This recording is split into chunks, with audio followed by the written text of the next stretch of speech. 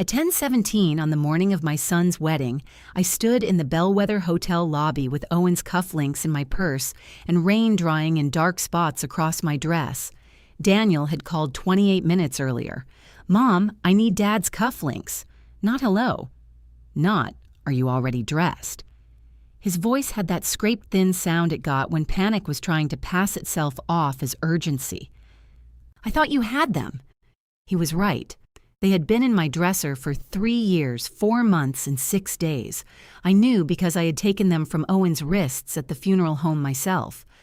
I drove through rain hard enough to erase the lane markers. When I reached the hotel, I called Daniel from beneath a chandelier shaped like an upside-down wedding cake. Leah answered his phone. "Oh, good, you're here," she said. There were women laughing behind her and music thumping faintly through the speaker.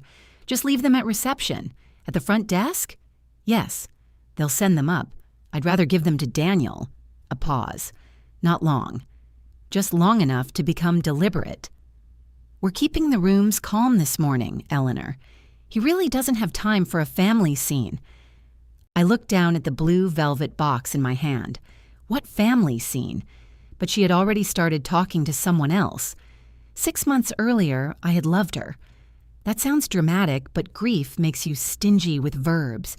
You stop saying you love a restaurant or a sweater or the way the grocery store stacks peaches in July. The word begins to feel like fine china, something you have too few pieces of, something you shouldn't take out casually. Still, I had loved Leah, or believed I was on my way to it. She was 36, 2 years younger than Daniel. With dark hair she twisted into a knot using whatever object was available. I had seen her secure it with a pencil, a chopstick, and once, during Thanksgiving, the little plastic pick from the olive tray. She returned shopping carts even in bad weather. She laughed with her whole body, but only when something surprised her. Most of the time, she seemed to decide in advance how much amusement an occasion deserved. Daniel brought her to Sunday dinner 11 months after Owen died. He had warned me that she didn't eat red meat, which I remembered as he walked through the door carrying a bottle of red wine and announcing that Leah had recently started eating red meat again. "So the salmon is my fault," she said, taking off her coat. "The salmon is nobody's fault," I told her. "The salmon died with a clean conscience." She stared at me for half a second, then laughed so suddenly she snorted. Daniel looked pleased, as if he had personally arranged my timing. That first year, she helped without performing helpfulness. If she saw dishes in the sink, she washed them. When the smoke detector began chirping during dinner, Daniel stood beneath it and offered theories while Leah got the step stool from the pantry and changed the battery. "Your father would have liked her," I told Daniel after she left. He smiled at the floor. "Yeah?" Owen appreciated a woman who could identify a 9-volt battery. "What did he appreciate about you?" I knew where he kept them. Daniel laughed, then leaned against the counter where Owen used to stand every morning grinding coffee too loudly. For one brief second, the angle of his shoulders was so familiar that I had to turn back to the sink. By the time Daniel proposed, Leah had become part of the Sunday rhythm. She brought sourdough from a bakery across town. She complained about Daniel leaving water glasses in every room. He complained that she scheduled relaxation. "You put unscheduled evening on our calendar," he told her, "so you wouldn't schedule something on it. That means it was scheduled. It means you enjoyed it, which is why I have to manage you." They smiled when they argued. I mistook that for evidence they knew how. Daniel announced the engagement by placing Leah's left hand flat on my kitchen table while I was setting down a bowl of green beans. I nearly poured the beans into her lap. "Oh my God, that's more enthusiasm than I got," Daniel said. "You proposed in a parking garage," Leah told him. "It had a view. It had level markings." She looked happy, but not soft. Leah never went soft when she was happy. She became brighter and faster, like someone had increased the voltage behind her eyes. She talked about October dates, hotel blocks, and whether my dining room could hold a tasting for 8 adults. Then she stopped herself. "I'm doing it again." "Doing what?"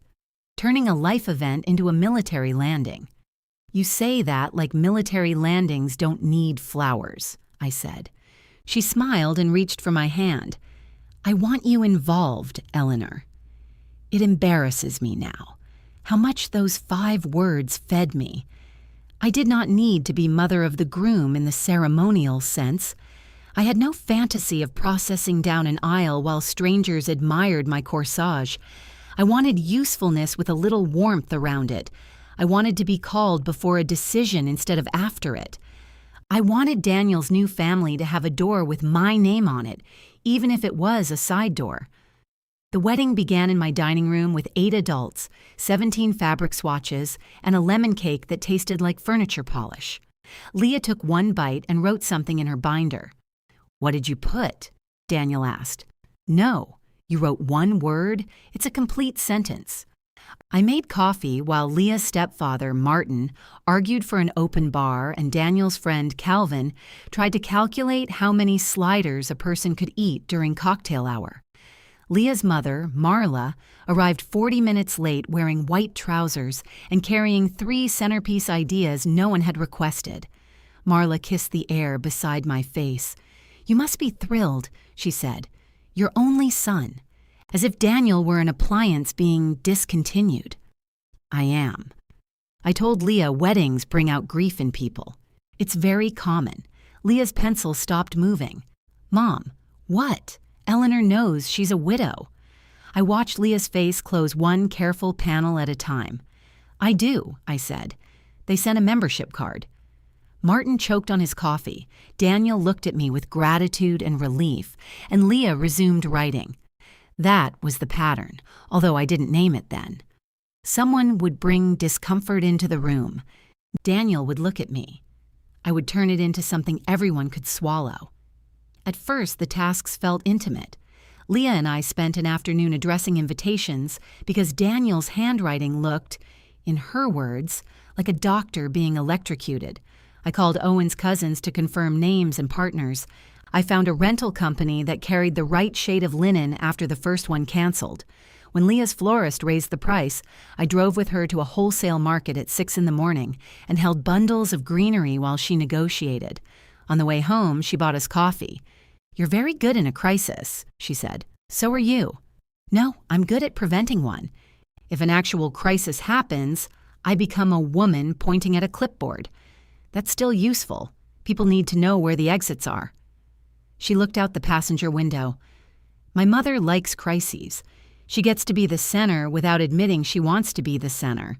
There it was, a small unlocked door. I didn't push it open. "Daniel avoids them," I said. "Crises? Centers." She turned toward me. "He says he learned that from Owen." I almost laughed, but something in her expression stopped me. Owen had hated conflict, yes. He also hated mushrooms, neckties, and movies where animals talked. Death had promoted his preferences into virtues. Daniel had begun saying his father was patient when what he meant was silent, easygoing when what he meant was absent from difficult conversations. I had helped with that polishing. It seemed cruel to hand a grieving son the complicated version of the man he missed. "He learned some of it from both of us," I said.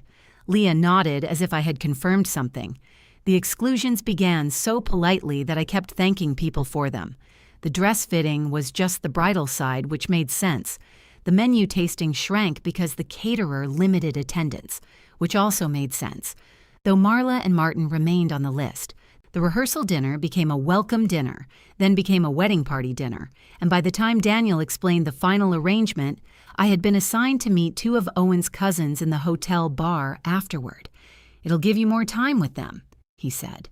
I didn't know I was short on time with them. You know what I mean. I did. That was becoming the problem. One Sunday, Leah spread the photography schedule across my kitchen table. Names were arranged in narrow boxes with times beside them. Bride with mother, 2:10. Bride with parents, 2:15. Groom with groomsmen, 2:25. Couple with bride's immediate family, 3:40. I moved down the page. "Where am I?" Leah leaned over my shoulder. "You're in the family grouping. Which one?" She traced the sheet with one finger, then flipped to the second page. "Here. Extended combinations after the ceremony." Daniel opened the refrigerator and stared inside as though he had received urgent news from the mustard. "I thought we were doing one before," I said. "We had to simplify," Leah said. "The photographer was very clear about transitions." "I'm a transition." "That's not what I said." "No, I'm trying to understand what you said." Daniel shut the refrigerator without taking anything. "Mom, it's just pictures." He had used the sentence before. "It's just dinner. It's just one morning. It's just easier this way." I folded the schedule along its existing crease. "Of course." Leah watched me too closely. "Are you upset?" "No." That was my contribution to the pattern. Later, after they left, I went upstairs and opened the bottom drawer of my dresser. Owen's cufflinks sat in their blue box beneath 2 handkerchiefs and a watch that no longer kept time. The silver had dulled around the edges. Inside each fastening, too small to see unless you knew to look, were the engraved words, "Still choosing." Daniel had asked about them once 3 months before the wedding. "You still have Dad's cufflinks, right?" "Yes, I want to wear them." "Not can I." "Not would that be all right." I had told myself it was grief speaking in the grammar of entitlement. Now I touched one cold square with my fingertip and imagined fastening it at his wrist, standing close enough to straighten his collar. I imagined Owen's hands overlaid on Daniel's, the old and the living occupying the same small space. Then I closed the box and returned it to the drawer. Downstairs, Daniel's water glass remained on the table, half full. Leah had left her photography schedule beside it. I threw away the water. I kept the schedule. For 4 days, the schedule lived beneath a magnet on my refrigerator shaped like a lobster. I told myself I had put it there so I wouldn't forget the ceremony time. In truth, I kept rereading the words, "extended combinations," hoping repetition would make them less precise. The following Thursday, Daniel came by after work and found me addressing the last of the welcome bag tags. "You're still doing those? You gave me 112 names. I thought Leah was helping. She alphabetized the granola bars." He picked one up. "Why are there 3 kinds? Regular, gluten-free, and the kind that tastes like compressed lawn." He looked at the neat rows covering my table and smiled with the careless affection of someone admiring work he had no intention of joining. "You're the best, Mom. There are sentences that feel good until you ask what earned them." He wandered into the kitchen, opened the refrigerator, and came back with a bottle of water. He didn't ask. Daniel had never needed to ask in this house. Even after he moved out, the place remained an extension of his pockets. "So," he said, twisting the cap, "tiny wedding thing. You're replacing Leah with the lemon cake? I'd replace myself before I'd serve that cake." He sat across from me and peeled the corner off a blank tag. Leah finalized the speeches. I kept writing. "That sounds like a hostage negotiation. Right now it kind of is." The tag tore between his fingers. "We've got Martin, Marla, Calvan, and Leah's friend Nora. That's already a lot. You forgot me." He rubbed his thumb over the torn paper. "That's what I'm saying." I put down my pen. Months earlier, Leah had asked if I wanted to speak.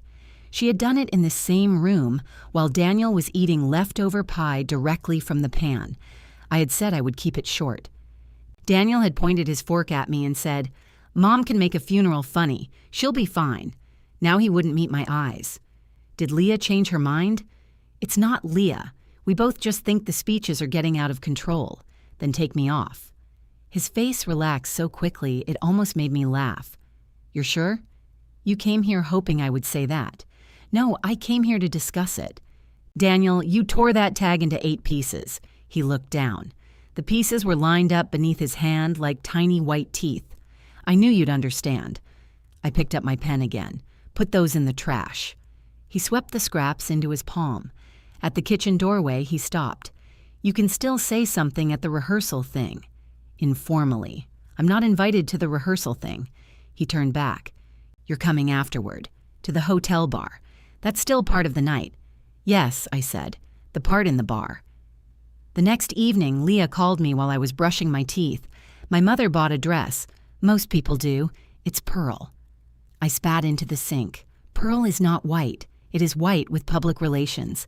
I sat on the closed toilet lid while she described a silk column dress with beading, a train, and what sounded like its own weather system. She says it's champagne. Does it come with a cork? This isn't funny. No, but you're calling a widow in her pajamas at 11:30. Humor is what I have on. Leah exhaled. I could hear traffic behind her. She was probably pacing the narrow balcony of the apartment she shared with Daniel.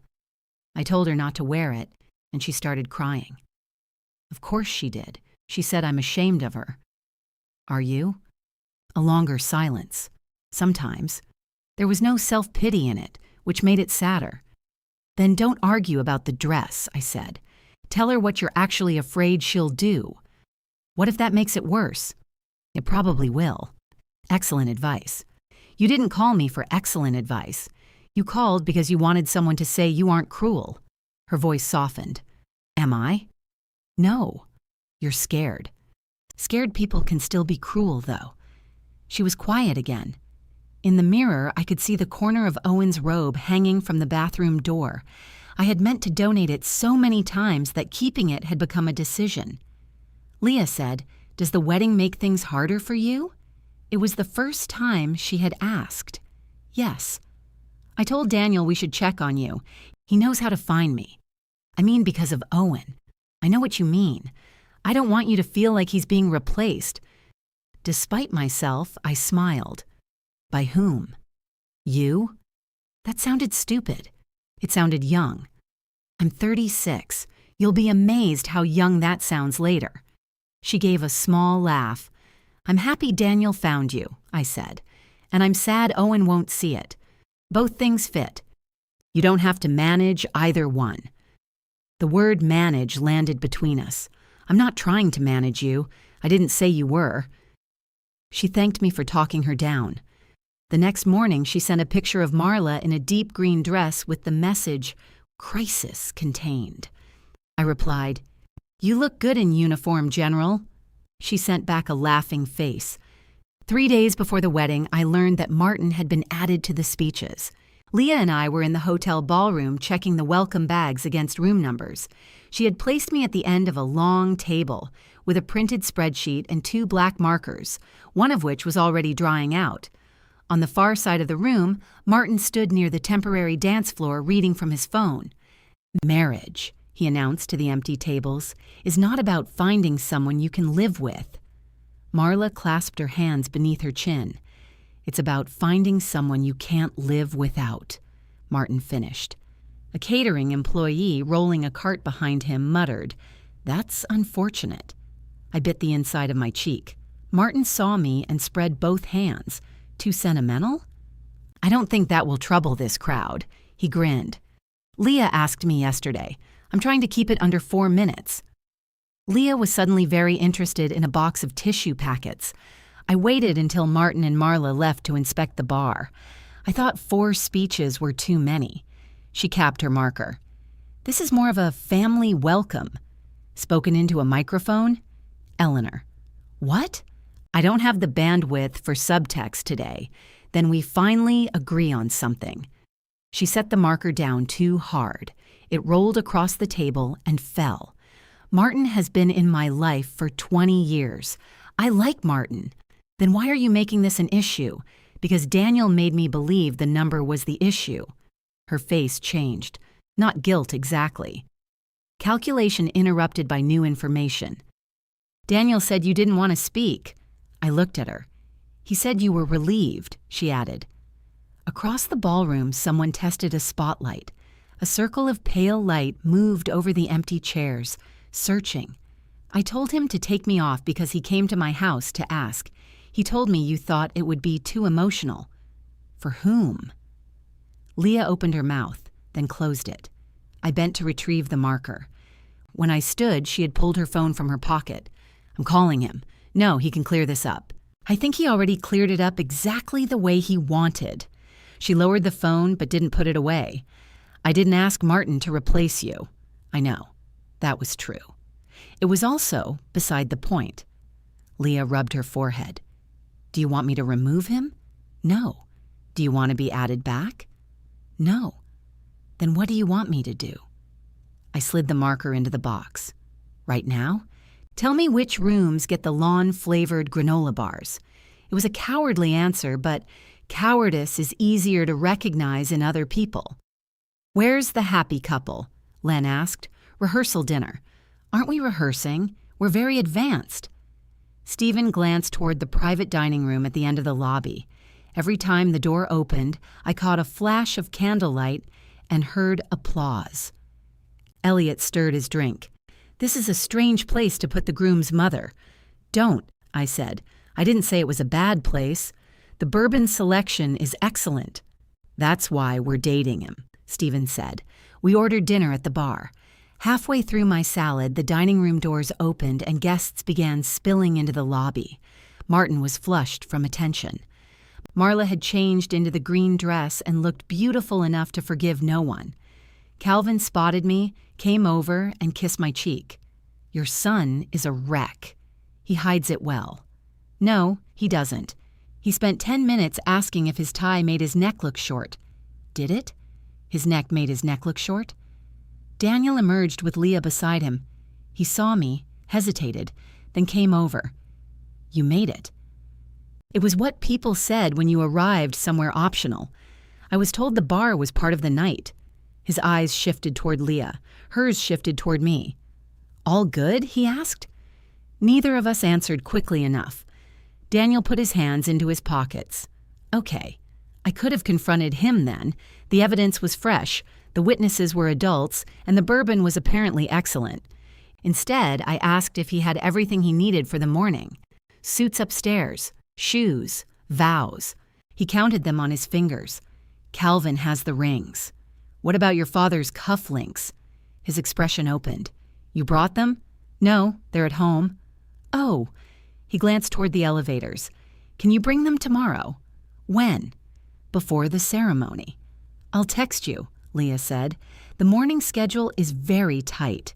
I'm aware, I told her. Daniel touched my arm. I really want to wear them, Mom. He said it softly. For the first time all week, he looked less like a groom than my son. The man in front of me faded, and I saw the 8-year-old who had once carried a dead moth into the kitchen because he believed I could repair wings. I'll bring them, I said.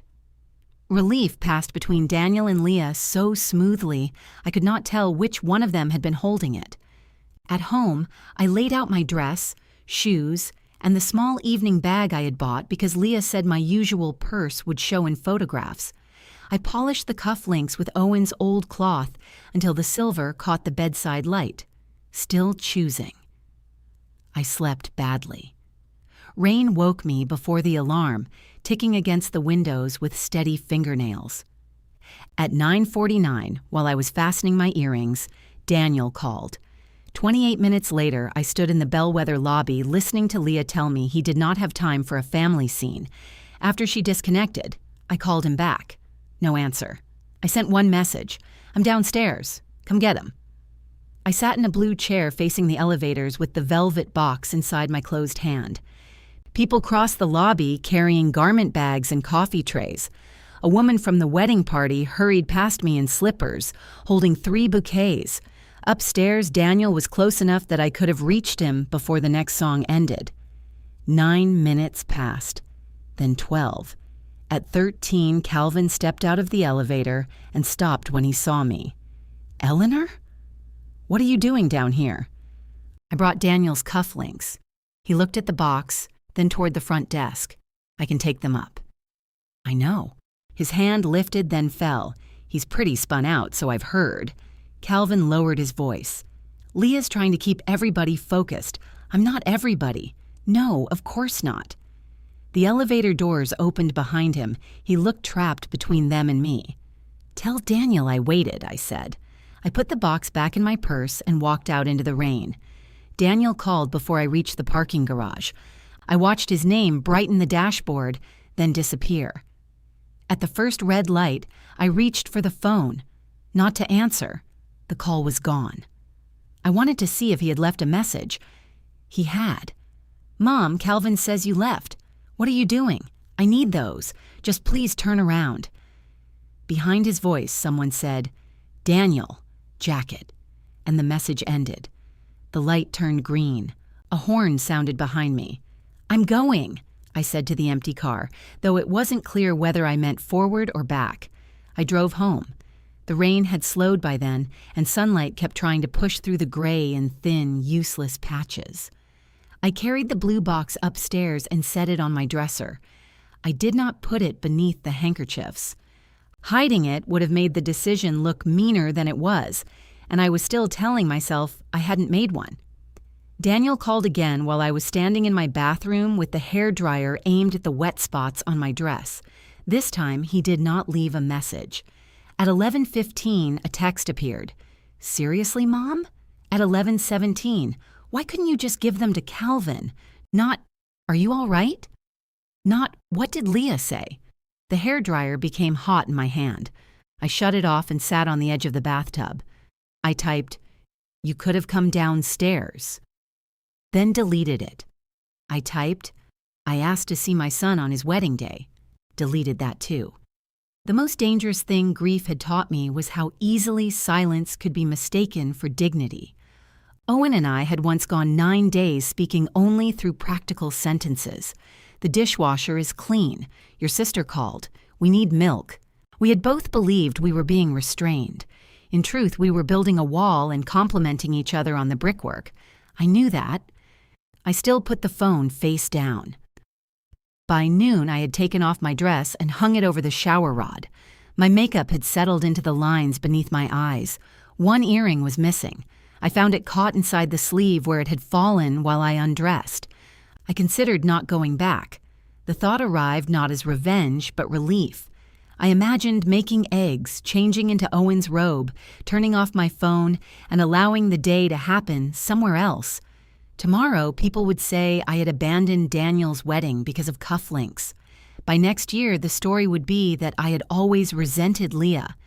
Given enough time, I would become a woman nobody had actually met. At 12:30, Len texted, "Stephen wants to know if suits make everyone look recently indicted." A second message followed. "Are we supposed to be at the hotel already?" I replied, "Ceremony at 3, ballroom level." He sent back a thumbs up and then, a minute later, "You okay?" Len had never once asked that question when he didn't already suspect the answer. "Fine," I wrote. The family dialect. I remade my face. I pressed the damp places on my dress beneath a towel. I put on the small evening bag Leah had suggested, though without the cufflinks it held only lipstick, tissues, my keys, and 2 peppermints fused to their wrappers. Before leaving, I went into the bedroom and looked at the blue box. "You caused less trouble when you were alive," I told Owen. That was a lie. He would have appreciated it. The bellwether lobby had changed while I was gone.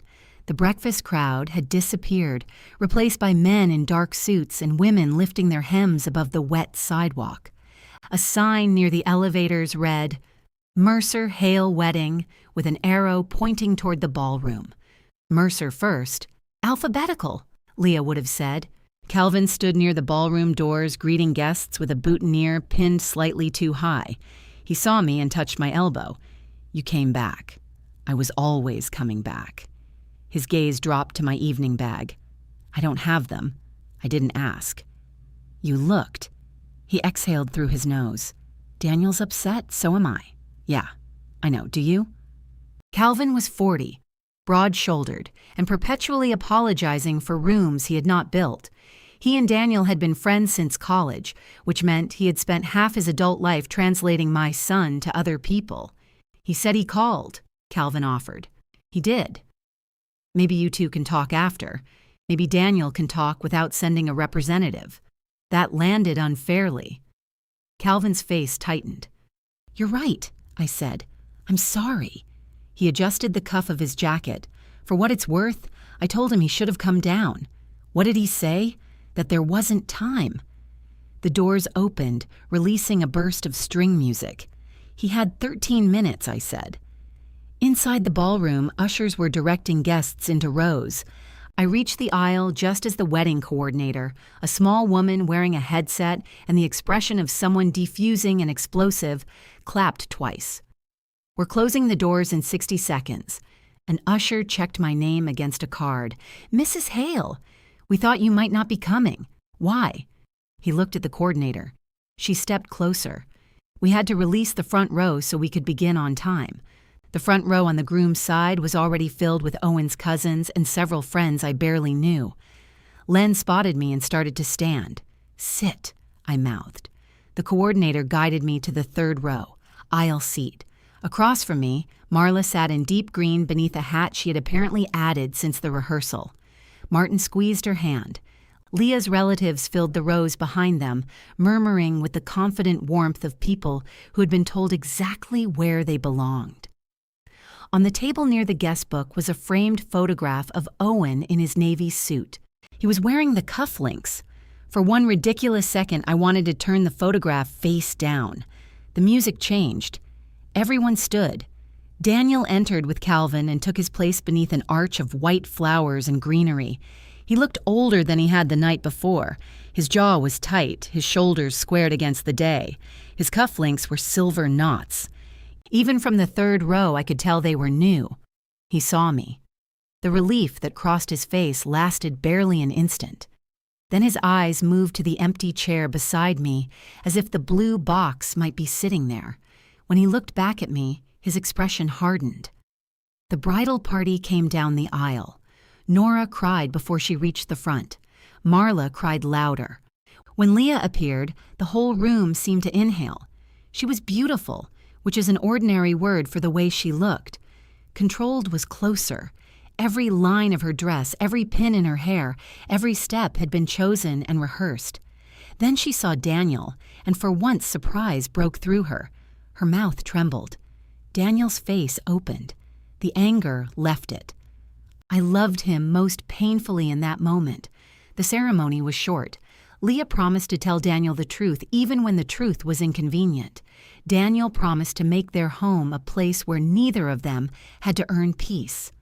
People make vows toward the places they already know are weak. When the officiant mentioned those who could not be present, Daniel glanced toward Owen's photograph. His new cufflinks caught the light. I looked at my hands. They kissed. Everyone stood. Marla applauded before catching herself and converting it into a flutter near her chin. Len whistled. Leah laughed against Daniel's mouth, and the room loosened around them. For a few minutes, happiness was uncomplicated. The wedding coordinator directed family members to remain for photographs. I stepped toward the front while other guests moved into the cocktail room. "Bride's immediate family first," the photographer called. Marla gathered her dress.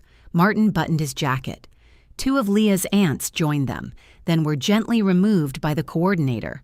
I stood beside the third row. Daniel was speaking to Calvin. Leah saw me over his shoulder. Our eyes met. She looked away first. The photographer arranged the Mercers beneath the arch.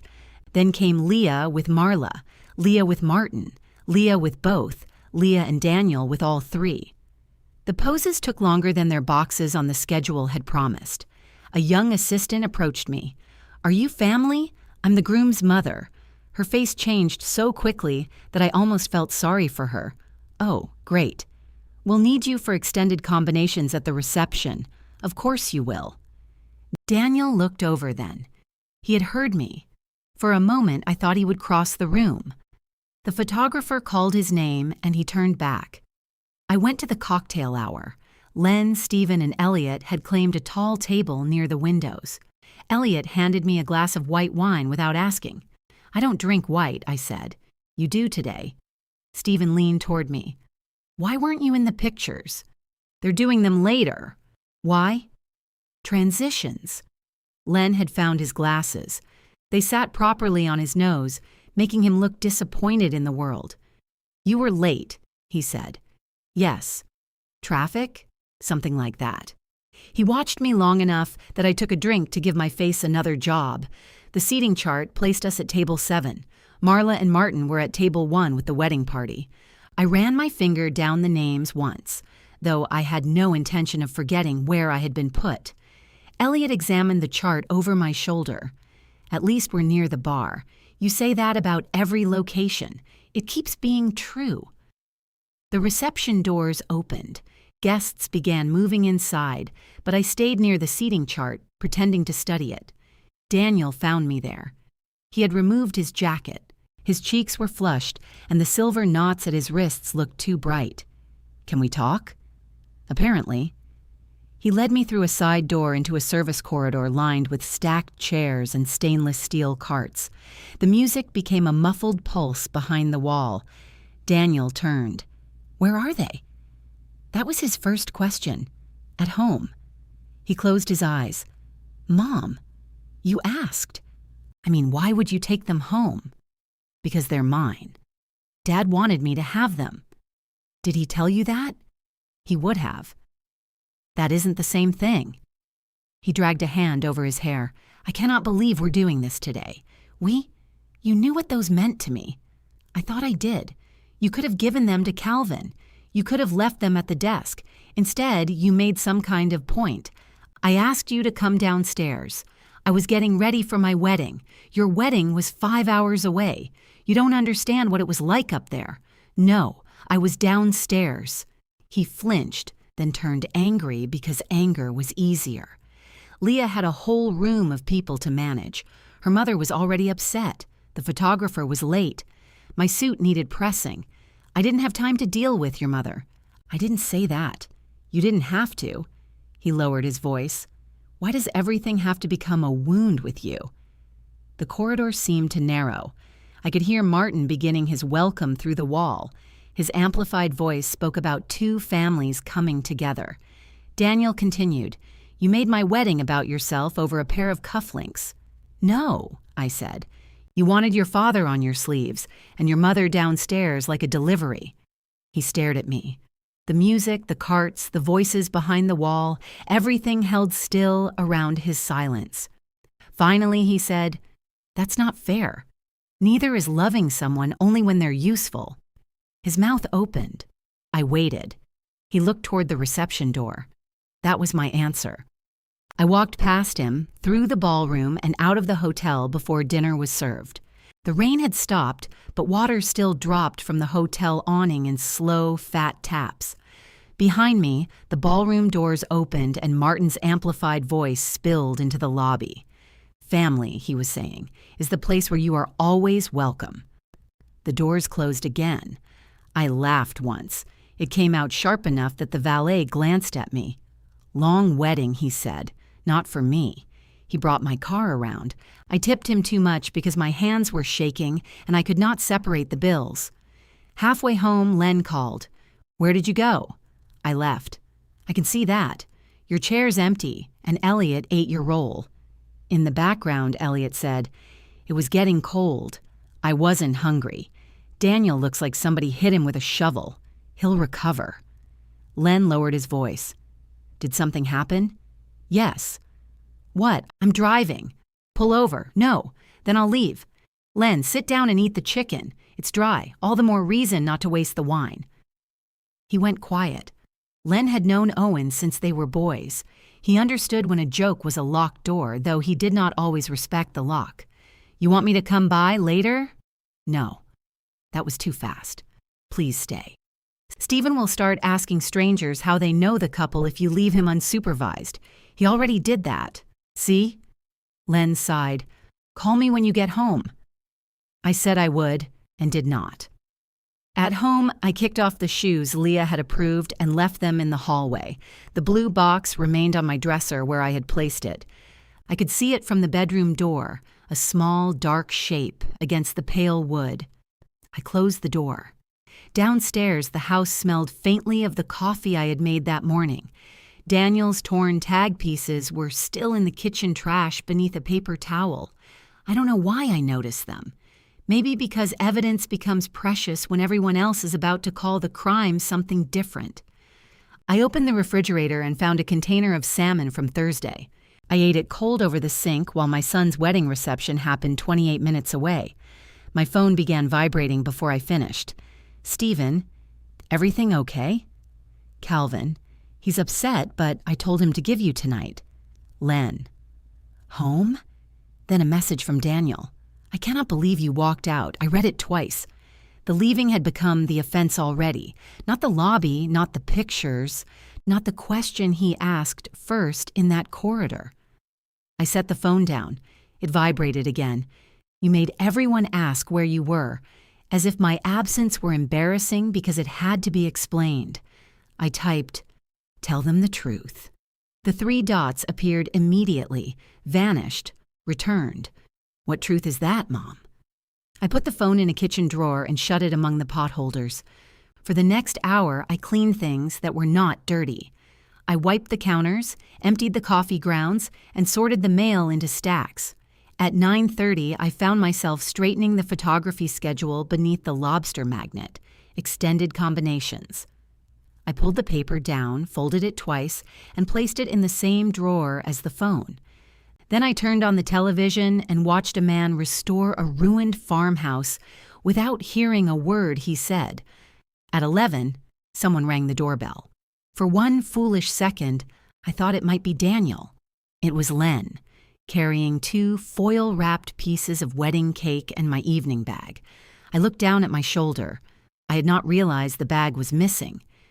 "You left it on the seating chart table," he said. "How did I get home? Keys were in your hand." "That seems irresponsible." "You were distracted." He stepped inside before I invited him, which was a Hale family trait Owen had also possessed. "I told you to stay. I stayed through the chicken." "You didn't specify cake." He followed me into the kitchen and put the foil packets on the counter. He had loosened his tie, and his glasses were back on top of his head. "How bad?" I asked. "The cake? The wedding."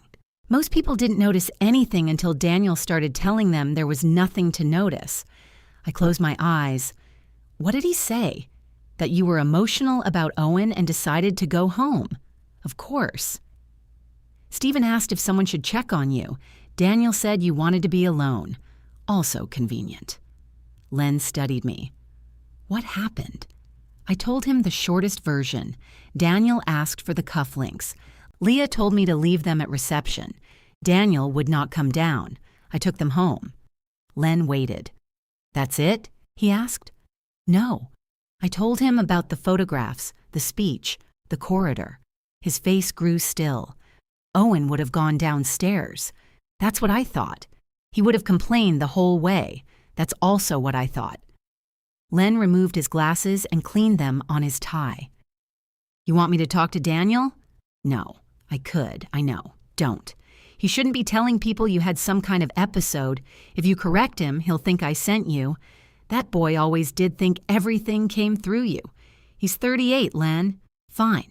That man always did think everything came through you." I put the wedding cake in the refrigerator. As he left, Len hugged me. We had known each other for 42 years and had probably hugged 6 times, 3 of them at funerals. His hand patted my back too firmly. "You didn't ruin his wedding," he said. I had not asked. That was how I knew he wasn't sure. The next morning, my phone contained a voicemail from Owen's sister, Janet. Janet lived in Virginia and had not attended because of a recent hip replacement. She began without greeting me. I heard there was an issue with Owen's cufflinks. The family telephone tree had always been faster than weather. She continued, "I know emotions are high, but Daniel is Owen's son. Those things matter." I called her back after coffee. "What exactly did you hear?" "That Daniel wanted to wear his father's cufflinks and you refused to bring them. I brought them." "Well, he didn't receive them." "No." A pause stretched between states. "Eleanor, I'm not trying to interfere. Then this should be easy. He was his father, and he was my husband." "I know that." "Do you?" Janet sighed. "You've always gotten very exact when you're angry, and everyone else gets vague. She told me she loved me. I told her I loved her." Neither statement improved the conversation. By Sunday afternoon, the wedding photographs had begun appearing online. I saw Daniel laughing with Calvin, Leah dancing with Martin, Marla holding both hands above her head beneath a shower of paper streamers. In one picture, Daniel stood beside Owen's framed photograph. His new silver knots were visible at his cuffs. The caption said, "Dad was with us all day." I closed the page. At 4, I took a roast from the refrigerator. Sunday dinner had survived illnesses, bad weather, Owen's death, and one memorable plumbing disaster that forced us to eat beside 3 industrial fans. Daniel and Leah came most weeks unless they had plans. They had not said they were coming that evening. They had left for their honeymoon that morning. I had bought the roast anyway. I stood with it in my hands, staring at the onions and carrots waiting on the counter. My body had continued the ritual without consulting me. I wrapped the meat and put it in the freezer. The kitchen remained clean until Tuesday, when I made scrambled eggs and ate them from the skillet. Daniel sent a picture from the coast. Leah in sunglasses beside a bright blue railing, the ocean behind her. No message accompanied it. I stared at the image, unsure whether it was an offering, an accusation, or a clerical task he had completed. I replied, "She looks happy." He did not answer. While they were gone, 2 boxes of unused wedding favors remained in my dining room. 6 crates of glass candle holders filled one side of my garage. Leah's spare table linens sat folded across the guest bed, along with a garment bag, 3 signs, and a wooden card box that had somehow arrived at my house after the reception. Before the wedding, their presence had made me feel included. Afterward, it looked as if the event had shed its skin in my rooms. I packed everything carefully. I labeled the boxes, I washed the candle holders that still held wax and stacked them in their crates. When Daniel and Leah returned 11 days later, he called from his car. "We brought you something." "That was kind. Can we stop by?" I looked at the boxes lined along my dining room wall. Yes. Daniel arrived alone, carrying a paper bag printed with the name of a coastal gift shop. He kissed my cheek as if the wedding had been an unpleasant medical procedure we had both agreed not to discuss in public. "Leah's exhausted," he said. "Is she all right?" "She's fine, just unpacking." He handed me the bag. Inside was a ceramic lighthouse painted blue and white. "It's lovely. You hate decorative things. I hate signs that tell me to laugh." He smiled, relieved to find one of our old exchanges still operating. Then he saw the boxes. "What's all that?" "Your wedding things. We were going to pick them up eventually. You're picking them up now." His smile disappeared. "Okay, I'll help you load the car." He stood in the dining room looking at the labels. "You washed the candle holders? They had wax in them. You didn't have to do that." "I know." He put his hands into his jacket pockets. "Is this supposed to be a statement? It's supposed to be your property, leaving my house." I said we'd get it. "You say many things."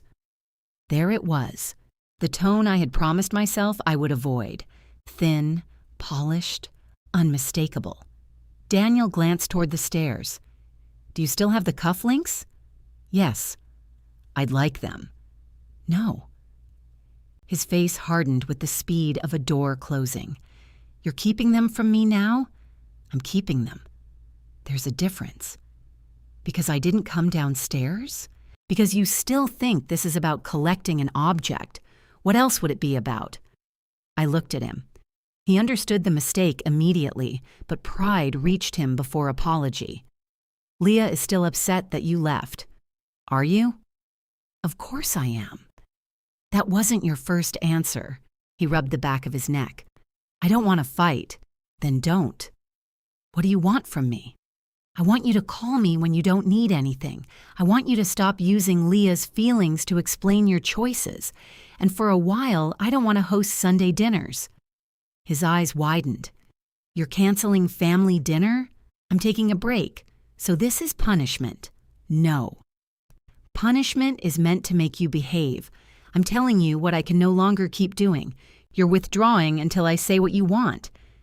The words struck because some part of them fit. I steadied myself against the back of a chair.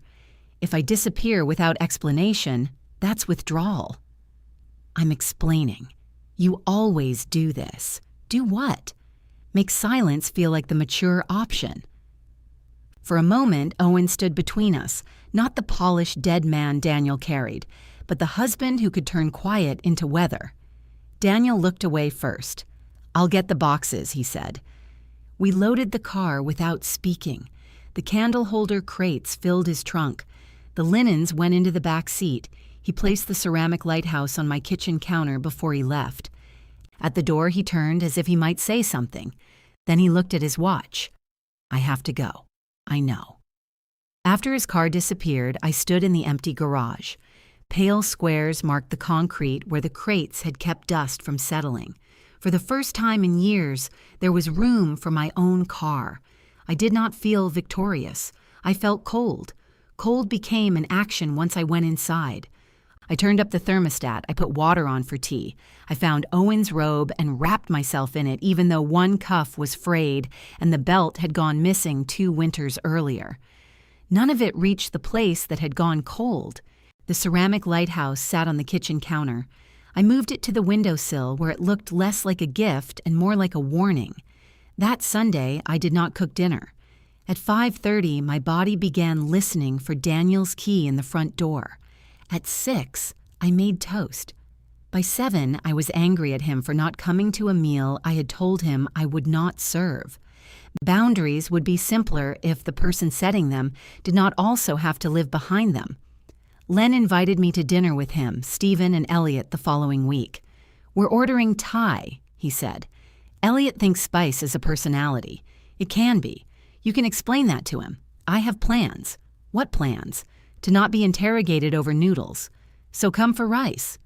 I stayed home. At 8, I regretted it. At 8:15, I called and asked if there was food left. There was never enough food, Len said. Stephen ordered like we're a group of restrained people.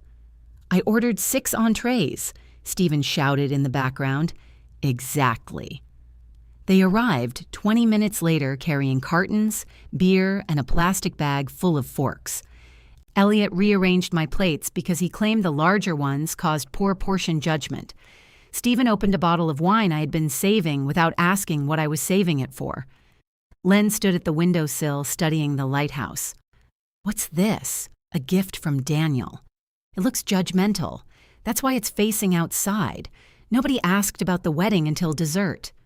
Then Elliot, who had the social subtlety of a blood pressure cuff, said, Has your son apologized? No. Have you?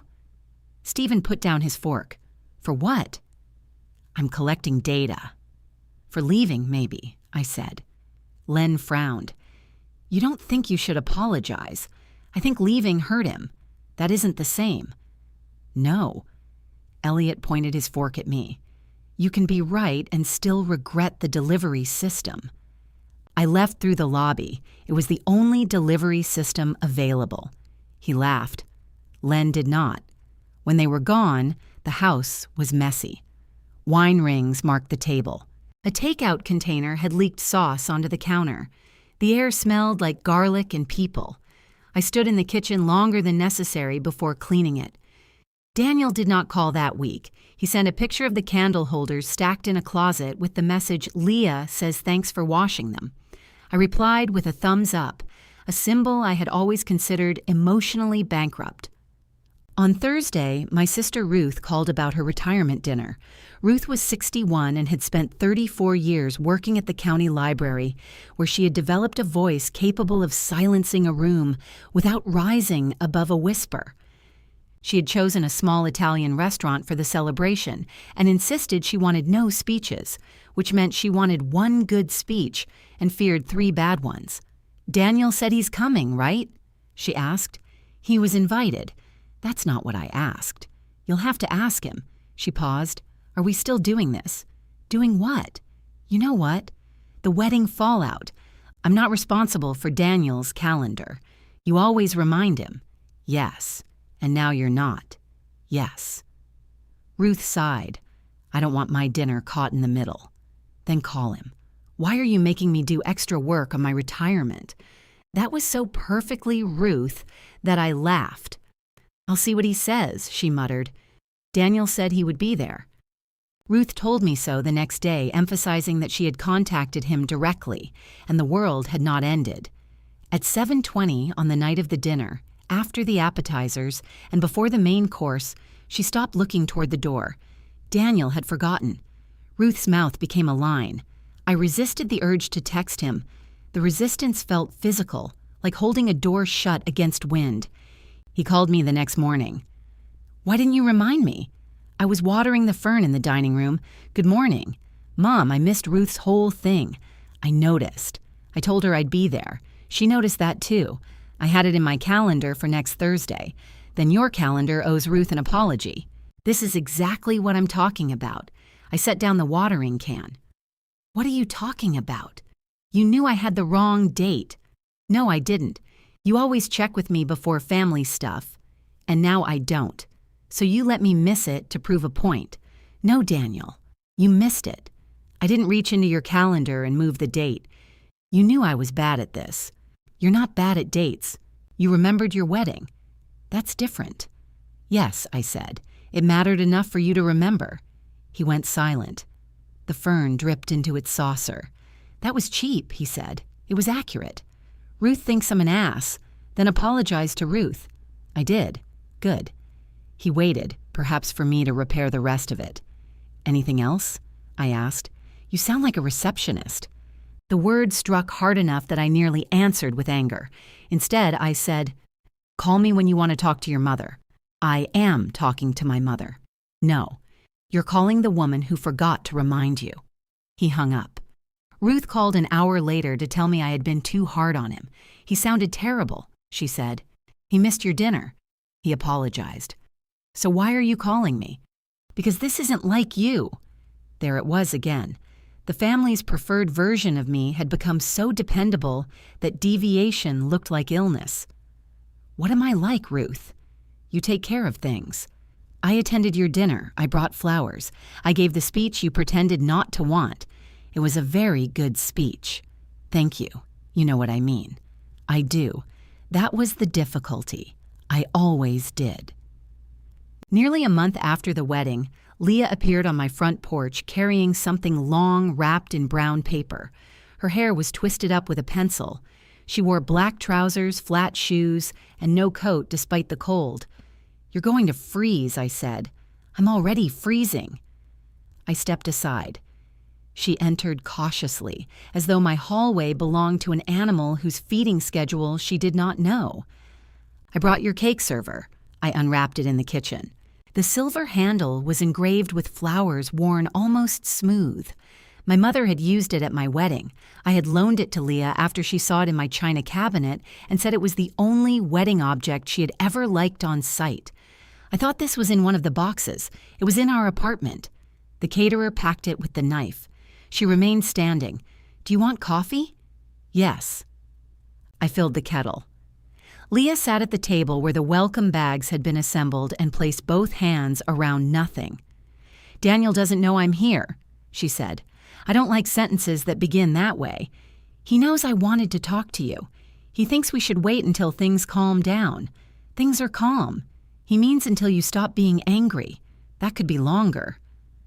The kettle began to hum. Leah looked toward the windowsill. You put out the lighthouse. It keeps ships from hitting the fern. She almost smiled. I made coffee and sat across from her. For a moment, neither of us touched our cups. I'm sorry you left the wedding, she said. That's not an apology. I didn't say it was. No. She drew a breath. I'm sorry I told you to leave the cufflinks at reception. Why did you? I told you. The room was chaos. That explains why you didn't invite me upstairs. It doesn't explain why my only acceptable use was leaving something at a desk. She looked down at her coffee. I thought that was what Daniel wanted. Daniel asked me to bring them. I know. Then what did he want?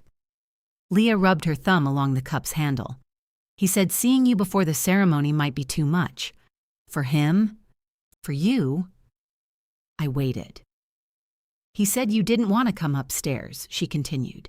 He said the whole morning would be hard because of Owen and that you preferred to keep some distance until the ceremony. The kitchen seemed to tilt by a degree. When did I say that? I assumed you said it to him. I didn't.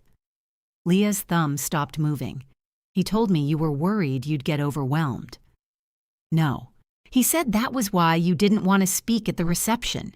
You and I already discussed the speech. Yes, but I thought he'd misunderstood you about that one thing.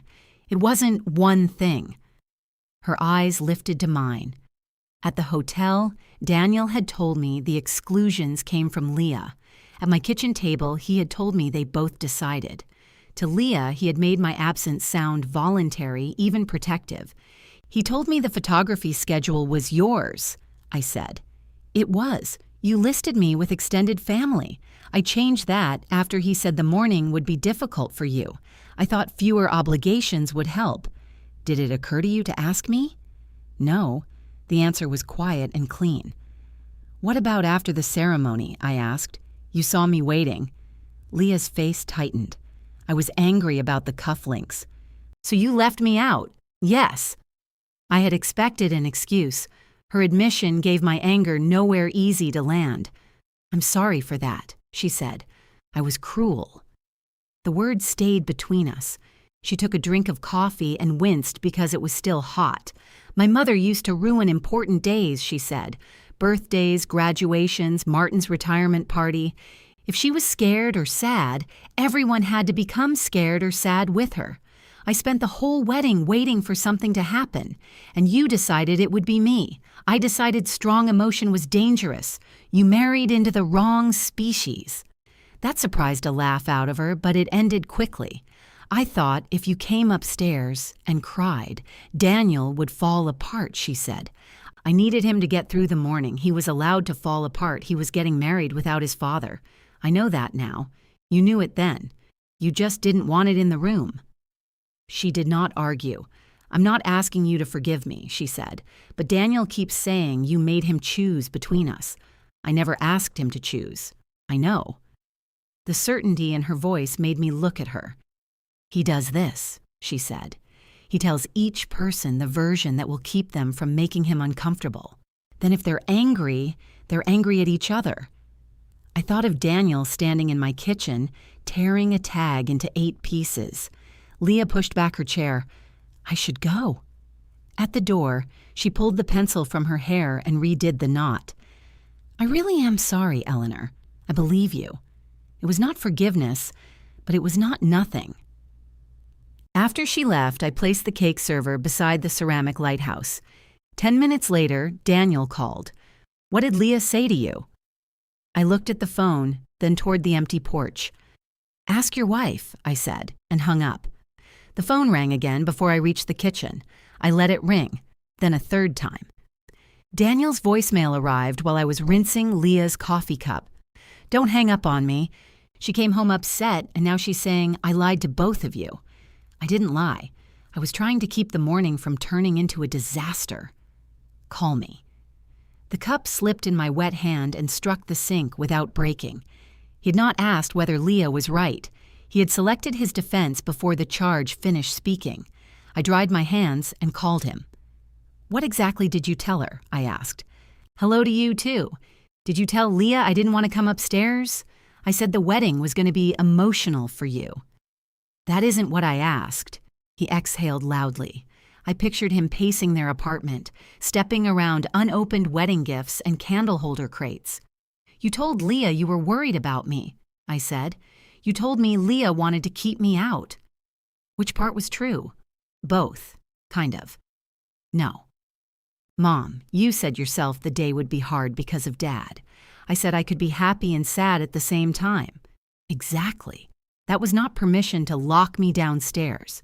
Nobody locked you anywhere. Words don't improve when you make them literal. He went quiet. In the background, a cabinet door closed. I knew Leah was stressed, he said. I knew you'd understand. You knew I was less likely to make you pay for it. That's not fair. You keep saying that whenever something is accurate. I was trying to keep the peace. Whose peace? Everybody's. No, Daniel. Peace for everybody would have required everybody to know what was happening. You kept yourself comfortable. His voice sharpened. So now you and Leah are teaming up. We had coffee. Without telling me. She didn't need your permission. That's not what I meant. Then say what you mean. He did not. Somewhere behind him, Leah said something I couldn't hear. I have to go, he said. Of course. This is what you do. You push until there's no good answer. There are good answers. They're just uncomfortable. He hung up first. 2 days later, flowers arrived. 12 white roses, 6 blue irises, and enough greenery to conceal a small animal. The card read, "Can we please put this behind us? Love, Daniel." I trimmed the stems and arranged them in Owen's mother's yellow vase. The flowers were beautiful. That irritated me more than if they had been wilted. Put this behind us meant leave it somewhere dark where nobody had to look at it. Owen had loved that phrase. He used it after arguments in which no one had apologized and decisions in which I had been outvoted by silence. I kept the flowers because refusing beauty out of principle seemed like another kind of foolishness. I threw away the card. Daniel called that evening. "Did you get them?" "Yes." "Well, they're lovely. That's all." "What else did you order?" A chance to move on. The florist forgot to include it. He gave a humorless laugh. "I'm trying. You're sending substitutes. For what?" "For a conversation." "We've had conversations. Every time you tell me I'm selfish and dishonest. I have never called you selfish. You said I only cared about my comfort. That's different. It doesn't feel different." I sat at the kitchen table. The cake server caught light from the fixture above me, its worn flowers glowing along the handle. "Tell me what you think happened," I said. "We're doing this again." "Yes. You got upset because Leah asked you to leave the cufflinks downstairs. You took them home even though you knew I wanted them. Then you came late, left the reception, canceled dinners, and packed all our stuff like you were evicting us." He had turned every reaction into the first event. "What happened before I got upset?" "That's what I just said." "No. You started with my feelings. What did you do?" A pause. "I asked you to bring the cufflinks. And I was busy." The conversation could go no farther than the words he refused to choose. "I'm going to let you go," I said. "See?" Silence. "No. Silence would be hanging up without telling you why. I'm ending this because you still want the result without looking at the cause. I don't even know what that means." I believe you. Thanksgiving waited at the end of the month like a family audit. I had hosted for 27 years. Even the year Owen died, I roasted a turkey because grief had convinced me routine was the same thing as survival. Daniel carved. Ruth brought rolls and forgot them in her car. Len arrived early to taste things and called it helping. Stephen brought wine. Elliot adjusted the oven temperature when I wasn't looking. My dining table could hold 10 if no one objected to elbows. I sent a group message. "I'm not hosting this year. I'm happy to bring a dish wherever we decide." Ruth called in under a minute. "You're canceling Thanksgiving." "I'm not canceling a national holiday. You know what I mean. I'm not hosting." "Because of Daniel?" "Because I don't want to. You love hosting." "I love all of you." "Hosting is labor." "You always said it was your favorite day." "It was." The past tense silenced her briefly. "My apartment can't fit everyone," she said. "Then don't volunteer. I wasn't." "I know." Stephen and Elliot offered their condo. They had a long dining table and a kitchen Elliot described as criminally underused. Len volunteered to bring turkey, which caused enough alarm that Stephen ordered one from a restaurant. Leah called me directly 3 days before Thanksgiving. "I'm bringing salad," she said. "That sounds safe." "Daniel said you always make sweet potatoes." "I do when I host. I could make them." "Do you know how?" "No." "Then you're approaching Thanksgiving with the correct confidence." She laughed. "Would you bring them?" she asked. "Not because you have to. I like them." The distinction was small and careful. "Yes," I said, "thank you." "How are things?" She knew what I meant. Uncomfortable. "I'm sorry. Don't be." Apparently, discomfort is where the good answers are. He told you I said that. He tells me lots of things when he's trying to prove you're difficult, and yet you called. I can multitask. Thanksgiving at Stephen and Elliot's began with a disagreement about chairs. Elliot wanted place cards. Len objected to being assigned like freight.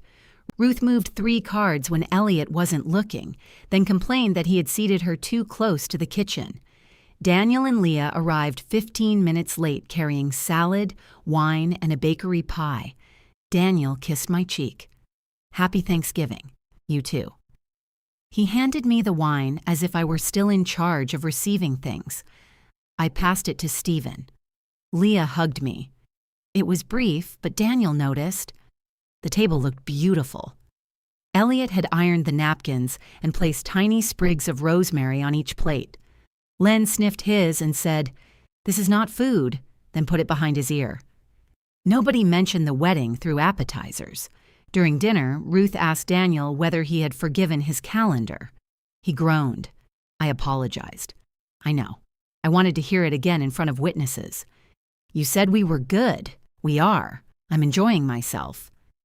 That was Ruth's version of mercy. Stephen asked when Sunday dinners were resuming. Daniel drank his wine. Ask Mom. She canceled them. I stopped hosting them, I said. That sounds like the same thing. It isn't, Leah said. The table went quiet for half a beat. Daniel looked at her. How is it different? She didn't ban us from eating on Sundays. Len coughed into his napkin to cover a laugh. Daniel set down his fork. Thanks. You asked? I didn't, actually. Elliot lifted the gravy boat. This gravy has become politically dangerous. Conversation shifted. The meal continued. Nobody died from the discomfort. After dessert, Daniel found me on the balcony where I had gone to cool my face. The air smelled like fallen leaves and someone else's fireplace. He closed the glass door behind him. Are you and Leah talking about me now? We talk to each other. About me. Sometimes. That doesn't bother you? What bothers me is that it feels unusual. He leaned against the railing. Below us, headlights moved through the condo parking lot. She thinks I owe you some huge apology. Do you? I'm sorry you felt excluded. That sentence is a locked door. He looked up sharply. What do you want me to say? Something you understand. I understand that the day got messed up. By weather? By everyone. I nodded. There it is. His shoulders dropped. I can't win with you. This isn't a contest. It feels like one where you know the rules and I don't. The rule is that you speak for yourself. He looked through the glass at Leah. She was drying a serving bowl while Stephen washed it. Ruth was telling a story with both hands. Len still had rosemary behind one ear. Dad would have hated this, Daniel said. Your father hated conflict. He knew how to let things go. Sometimes he knew how to avoid them until I was too tired to continue. Daniel turned toward me. I had never spoken about Owen that way to him. That's not fair to him, he said. No, it's true of him. I loved him anyway. He stared through the glass again, but now he was seeing something else.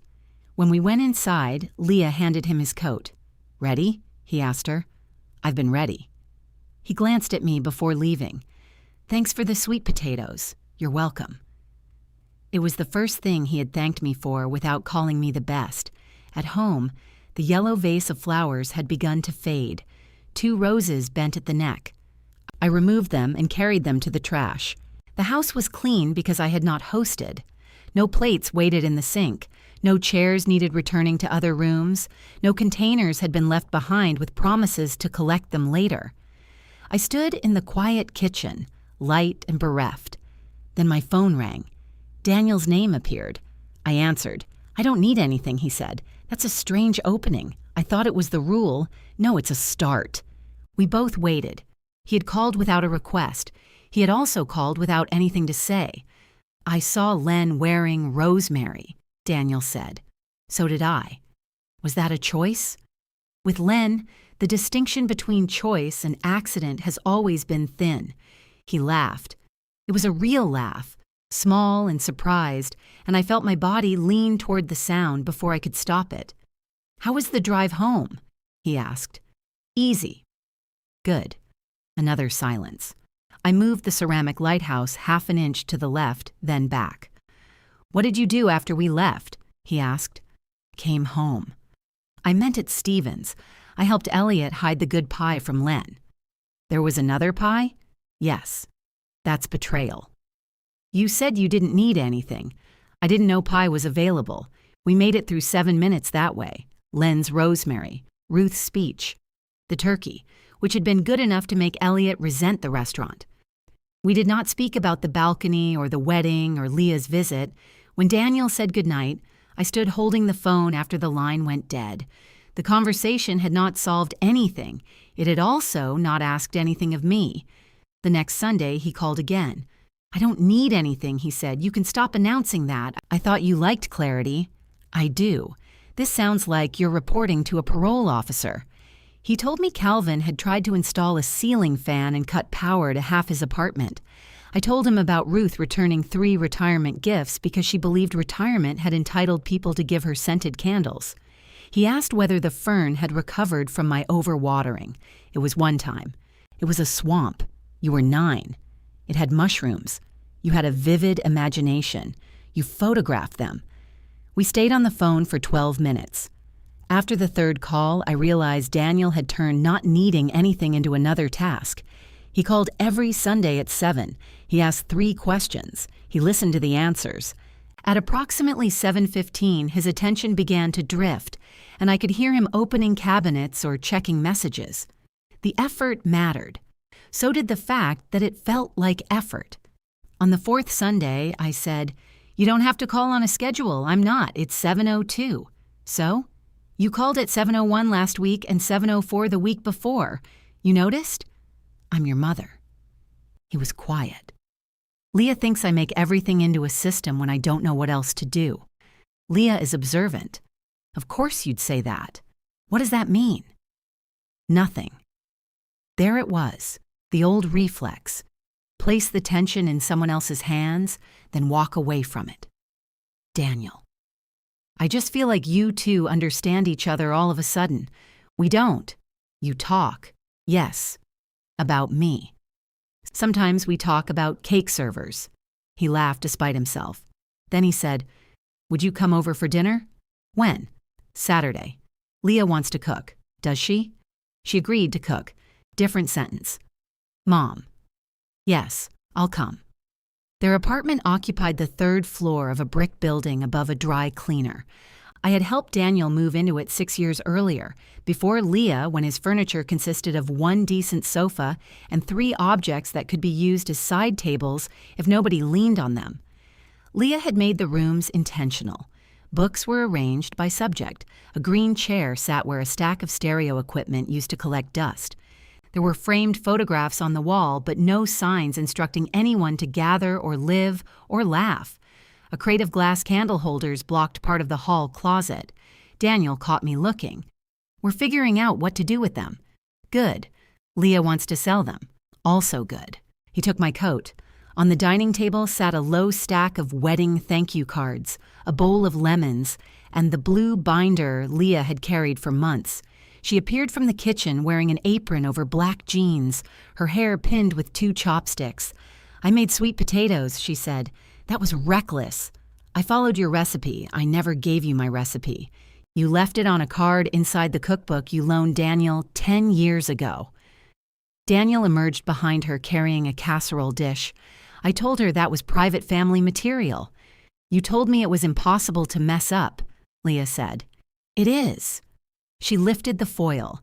The sweet potatoes were the color of dark copper and had collapsed around the edges. "You found a way." "I used the amount of bourbon you wrote.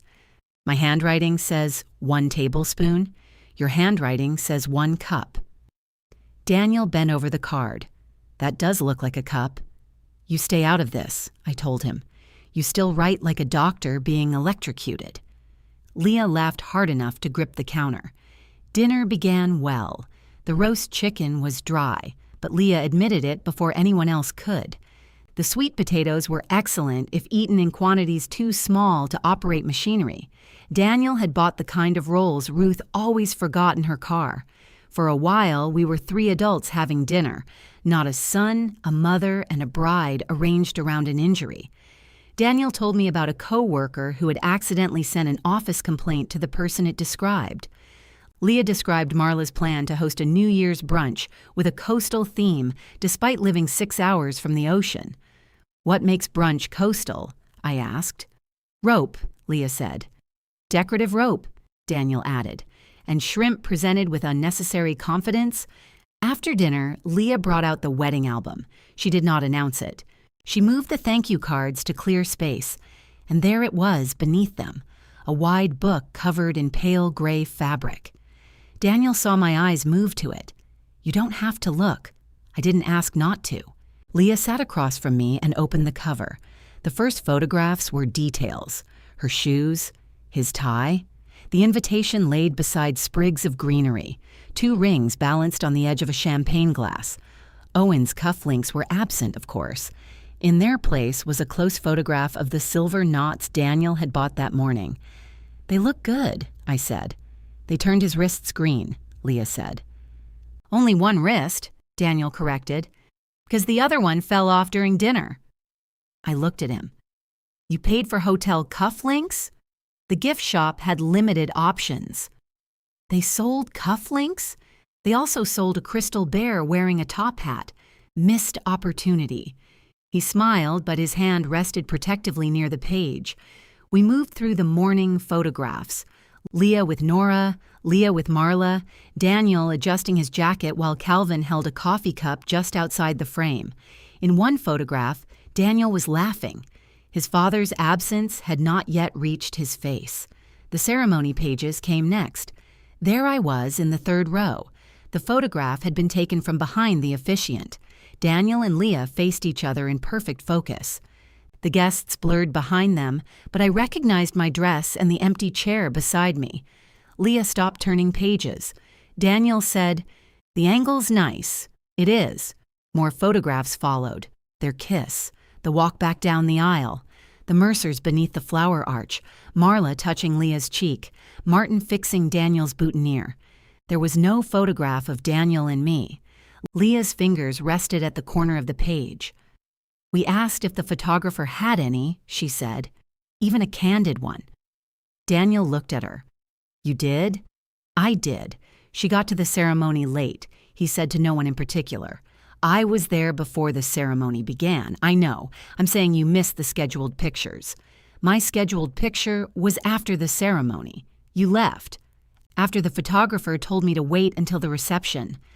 Leah closed the album. Daniel leaned back. "Can we not?" "You brought out the album," I said. "I didn't," he replied, looking at Leah. "I didn't bring it out for this," she said. "It was already on the table. But you knew Mom would see it." "Yes. I possess object permanence." He stared at her. I stood and began collecting plates.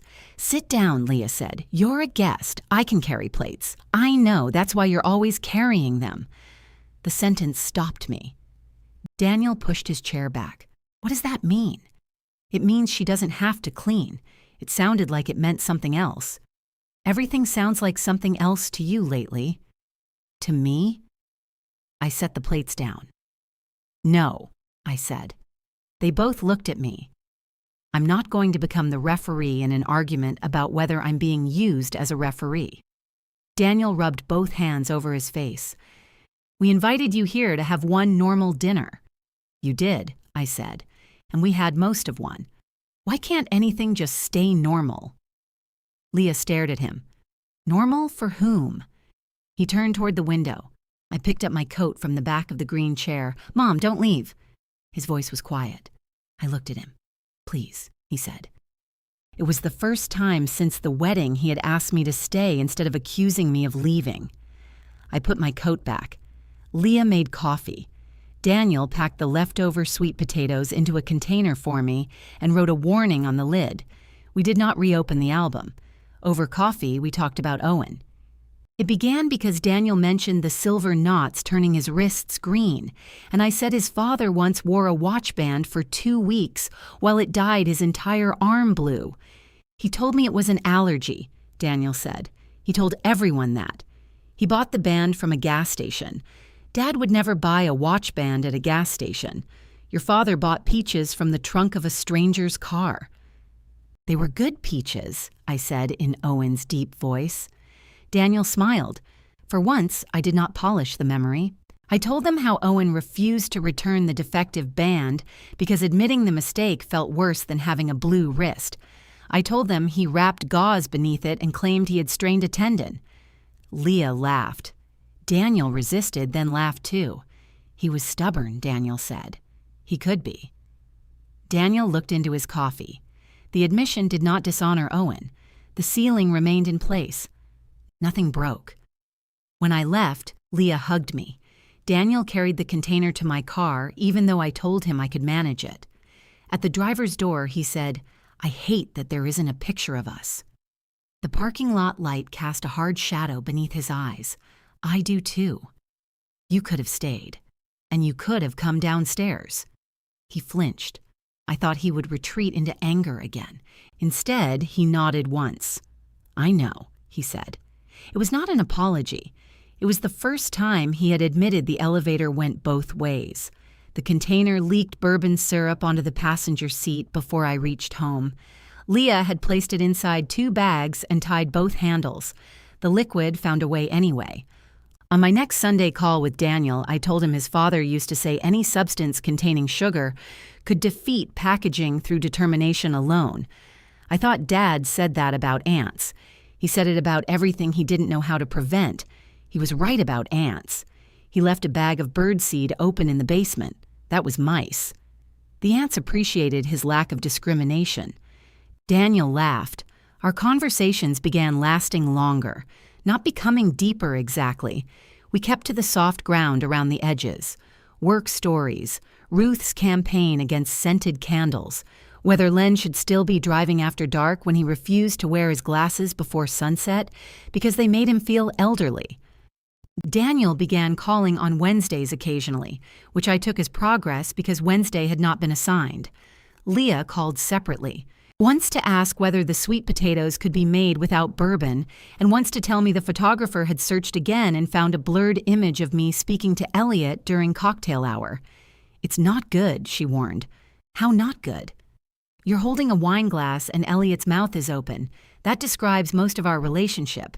She emailed it. The photograph caught me turned partly away, laughing at something outside the frame. My hair was coming loose at the back.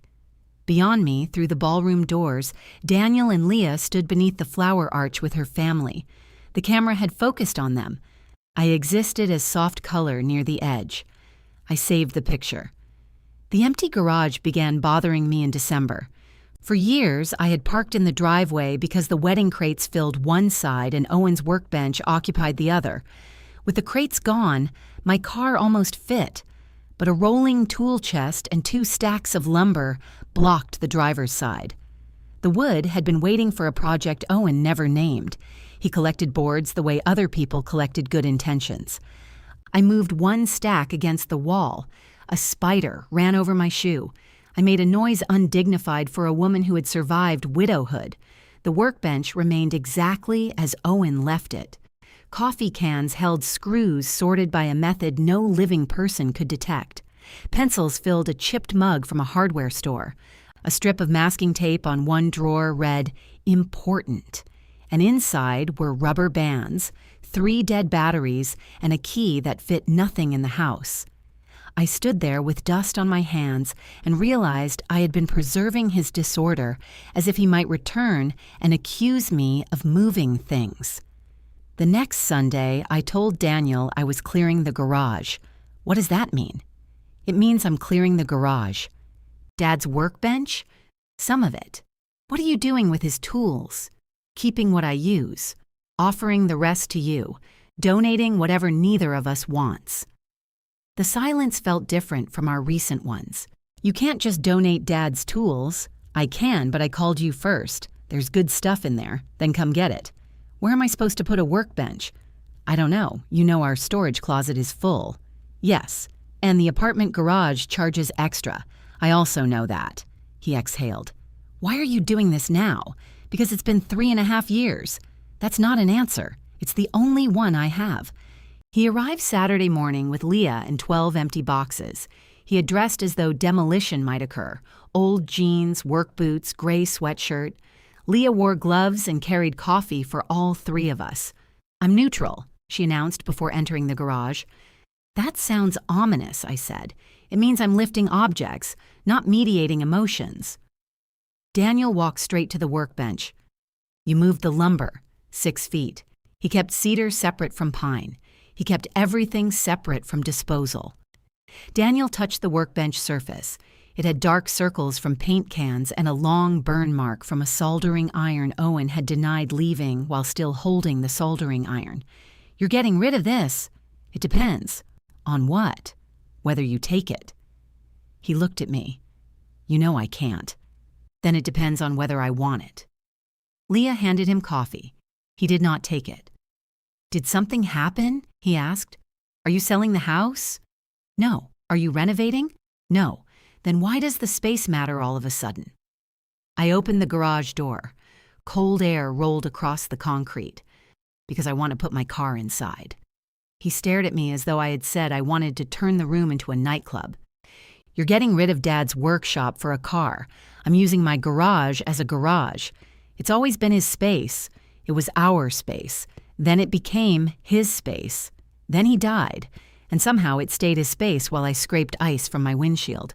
Leah set the remaining coffee on a shelf. "I can come back," she said. "No," Daniel and I answered together. She leaned against the wall, neutral. We began with hand tools. Daniel wanted the socket set, 2 adjustable wrenches, and a heavy pair of pliers whose grips had worn smooth. He placed them in a box, then removed them, then placed them back. "That wrench is good," I said. "I know. Your father overpaid for it." He said it had a lifetime warranty. "Whose lifetime?" Daniel glanced at me. "That's dark. That's warranties." He almost smiled. We found duplicates of everything. 4 hammers, 7 tape measures, 3 levels, one of them bent enough to certify a hill as flat. Owen had owned enough screwdrivers to arm a very patient militia. Daniel wanted me to keep most of them. Why? So they stay here. For whom?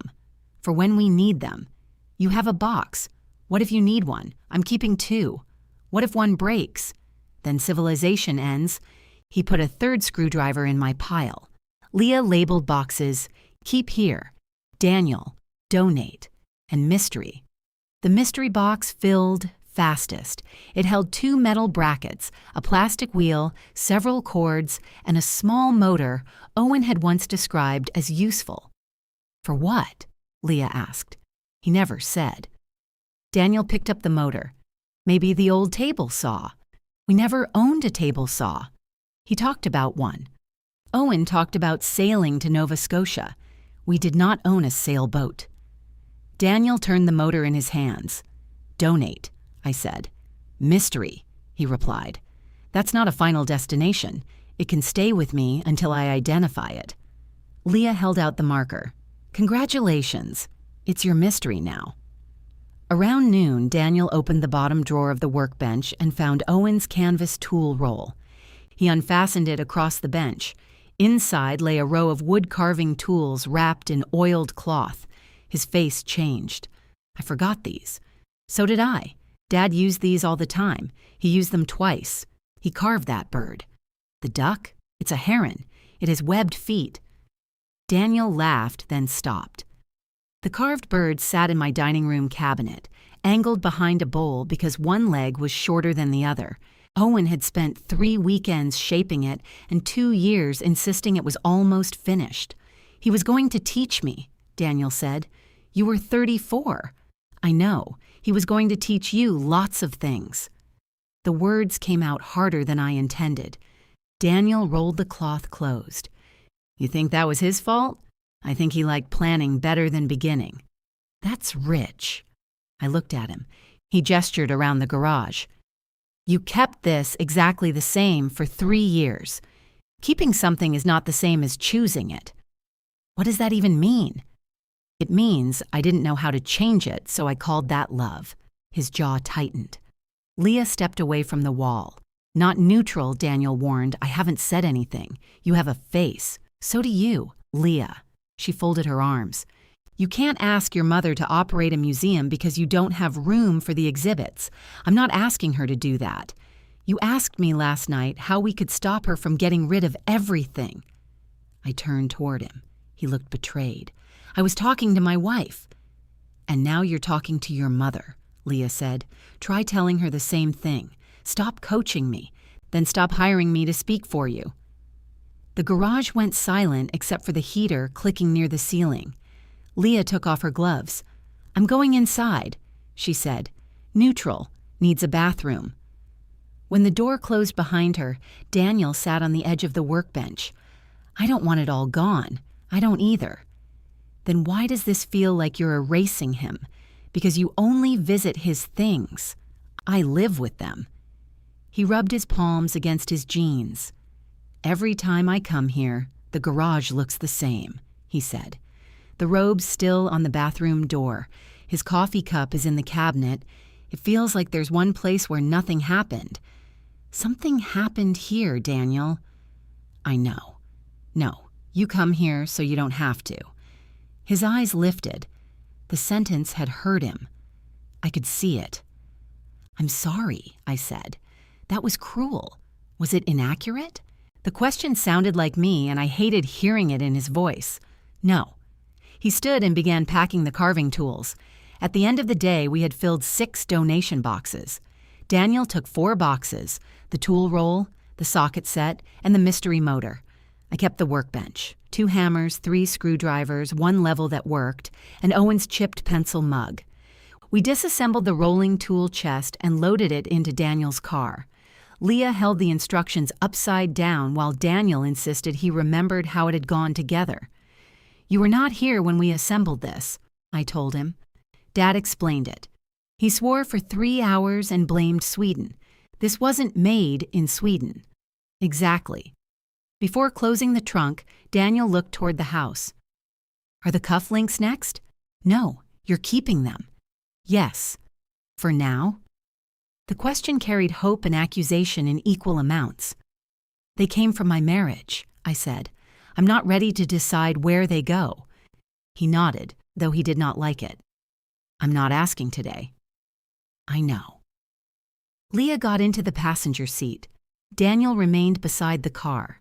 You'll send me the donation place. I might change my mind about the hand plane. You have until Tuesday. Tuesday? If it matters, choose it. He looked back at the boxes in his trunk. All right. After they left, I swept the garage floor. Dust rose in pale clouds. Beneath the tool chest, I found a socket, 2 pennies, and a hard square of chewing gum fossilized in its wrapper. I moved the workbench 6 feet to the left. My car fit. The next afternoon, Daniel sent me a photograph of Owen's adjustable wrench, tightening a loose bolt on their dining table. Worked, he wrote. I replied, of course.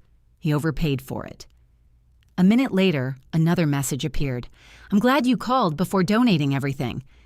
I sat in my car inside the garage, smelling dust, cold metal, and the faint oil that still clung to Owen's workbench.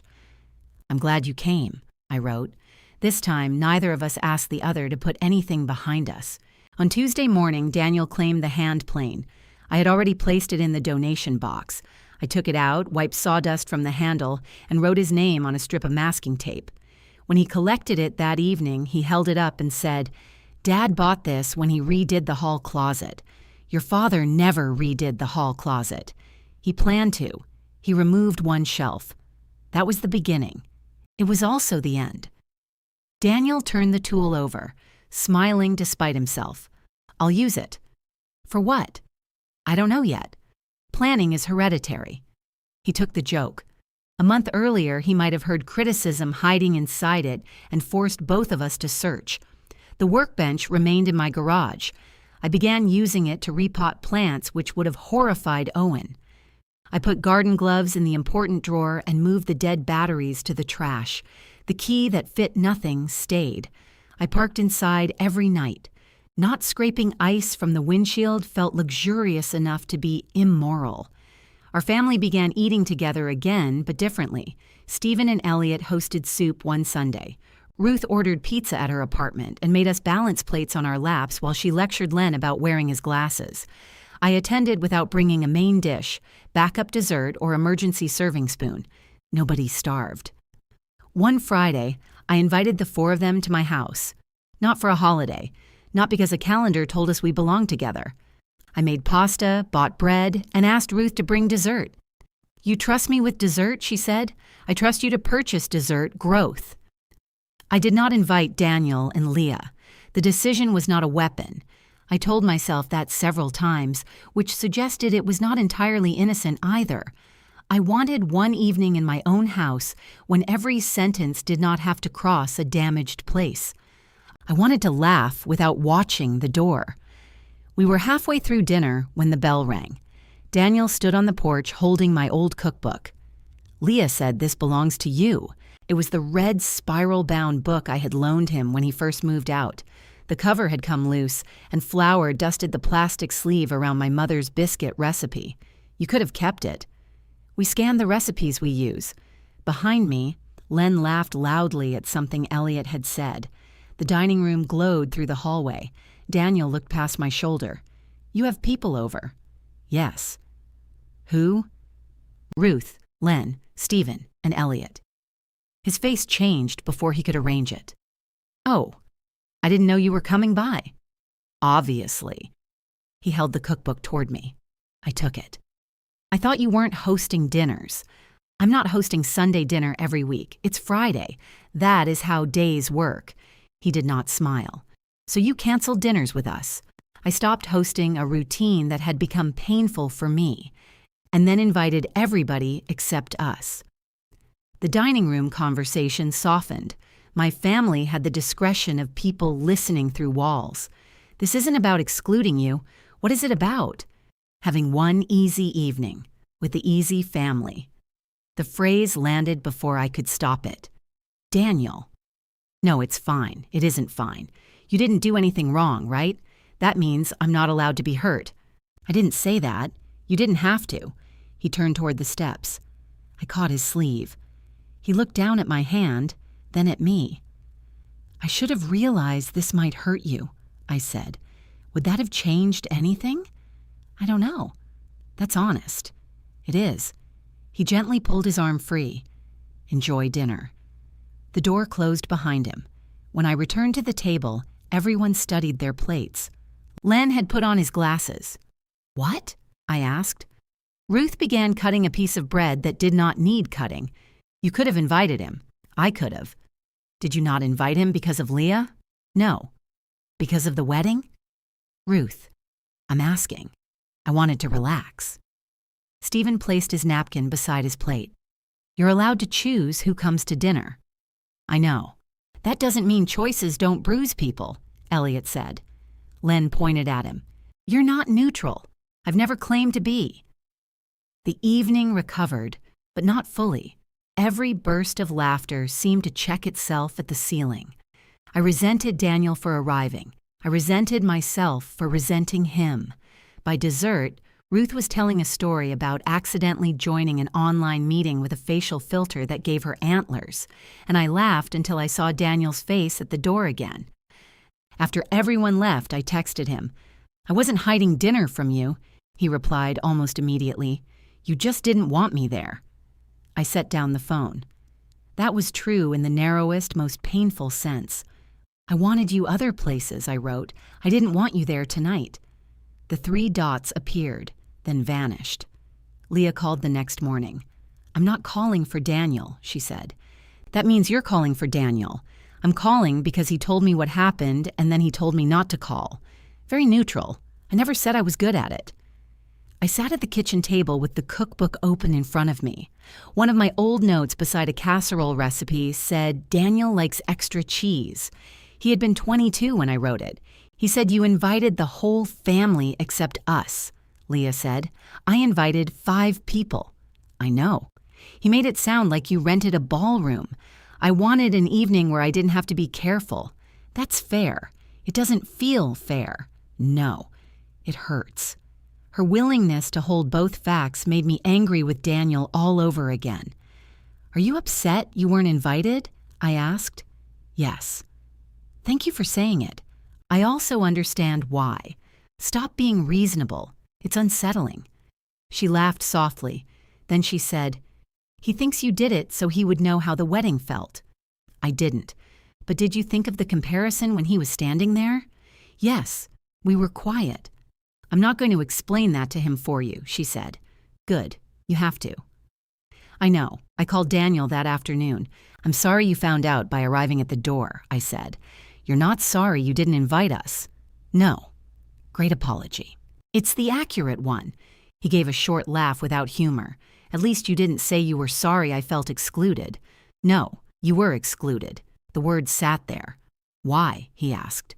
Because I wanted one night without measuring every sentence against the wedding. That was selfish, and I needed it. So if you need something, it's a boundary. If I need something, it's avoidance. Sometimes. Convenient. Daniel, I did not ask you to bring me your father's belongings and leave them outside. So we're back to the cufflinks. We never left. He was silent long enough that I could hear traffic passing on his end. Can we have dinner? He asked. We just discussed why you weren't invited. No. You and me. Somewhere neutral. Restaurants are not neutral. They judge shoes. Mom. Yes. He chose an Italian place near his office, not Ruth's retirement restaurant, which I appreciated. The dining room had low lights and tables too close together. A man behind Daniel spent the first 10 minutes describing cryptocurrency to a woman whose face had stopped moving. Daniel arrived early. He had already ordered sparkling water for me. I remembered, he said. You did. It was such a small thing that I felt foolishly moved. He opened the conversation with, I'm hurt. Not Leah is upset. Not everyone thinks. I know, I said. I don't want to have to announce it like I'm reading stage directions. You shouldn't have to. You made me feel replaceable. The word passed cleanly between us. I'm sorry. He looked suspicious of the lack of argument. I didn't invite them to replace you, I continued. But I understand that's what it felt like. Is that what the wedding felt like to you? Yes. He looked down at the table. The waiter appeared, and Daniel ordered, without choosing. He asked for the first pasta on the menu, then looked surprised when the waiter repeated it. I didn't do that on purpose, he said after the waiter left. Do what? Make you feel replaceable. I believe you. But you think that makes it worse. I think you not noticing made it lonelier. He rubbed his thumb against the edge of the table. I noticed you were upset. After I kept the cufflinks. That's not true. Tell me when. He looked toward the bar. A glass shattered somewhere near the kitchen, followed by applause from one table. I knew you weren't happy about the pictures, he said. And? The speech. And? You were weird at the rehearsal bar. I was sitting with your father's cousins because I wasn't invited to dinner. You were invited afterward, to the bar. He sighed. We keep listing things. Because you keep calling them one misunderstanding. Our food arrived. Neither of us had touched the bread. Daniel wound pasta around his fork, unwound it, and set the fork down. I want to start dinners again, he said.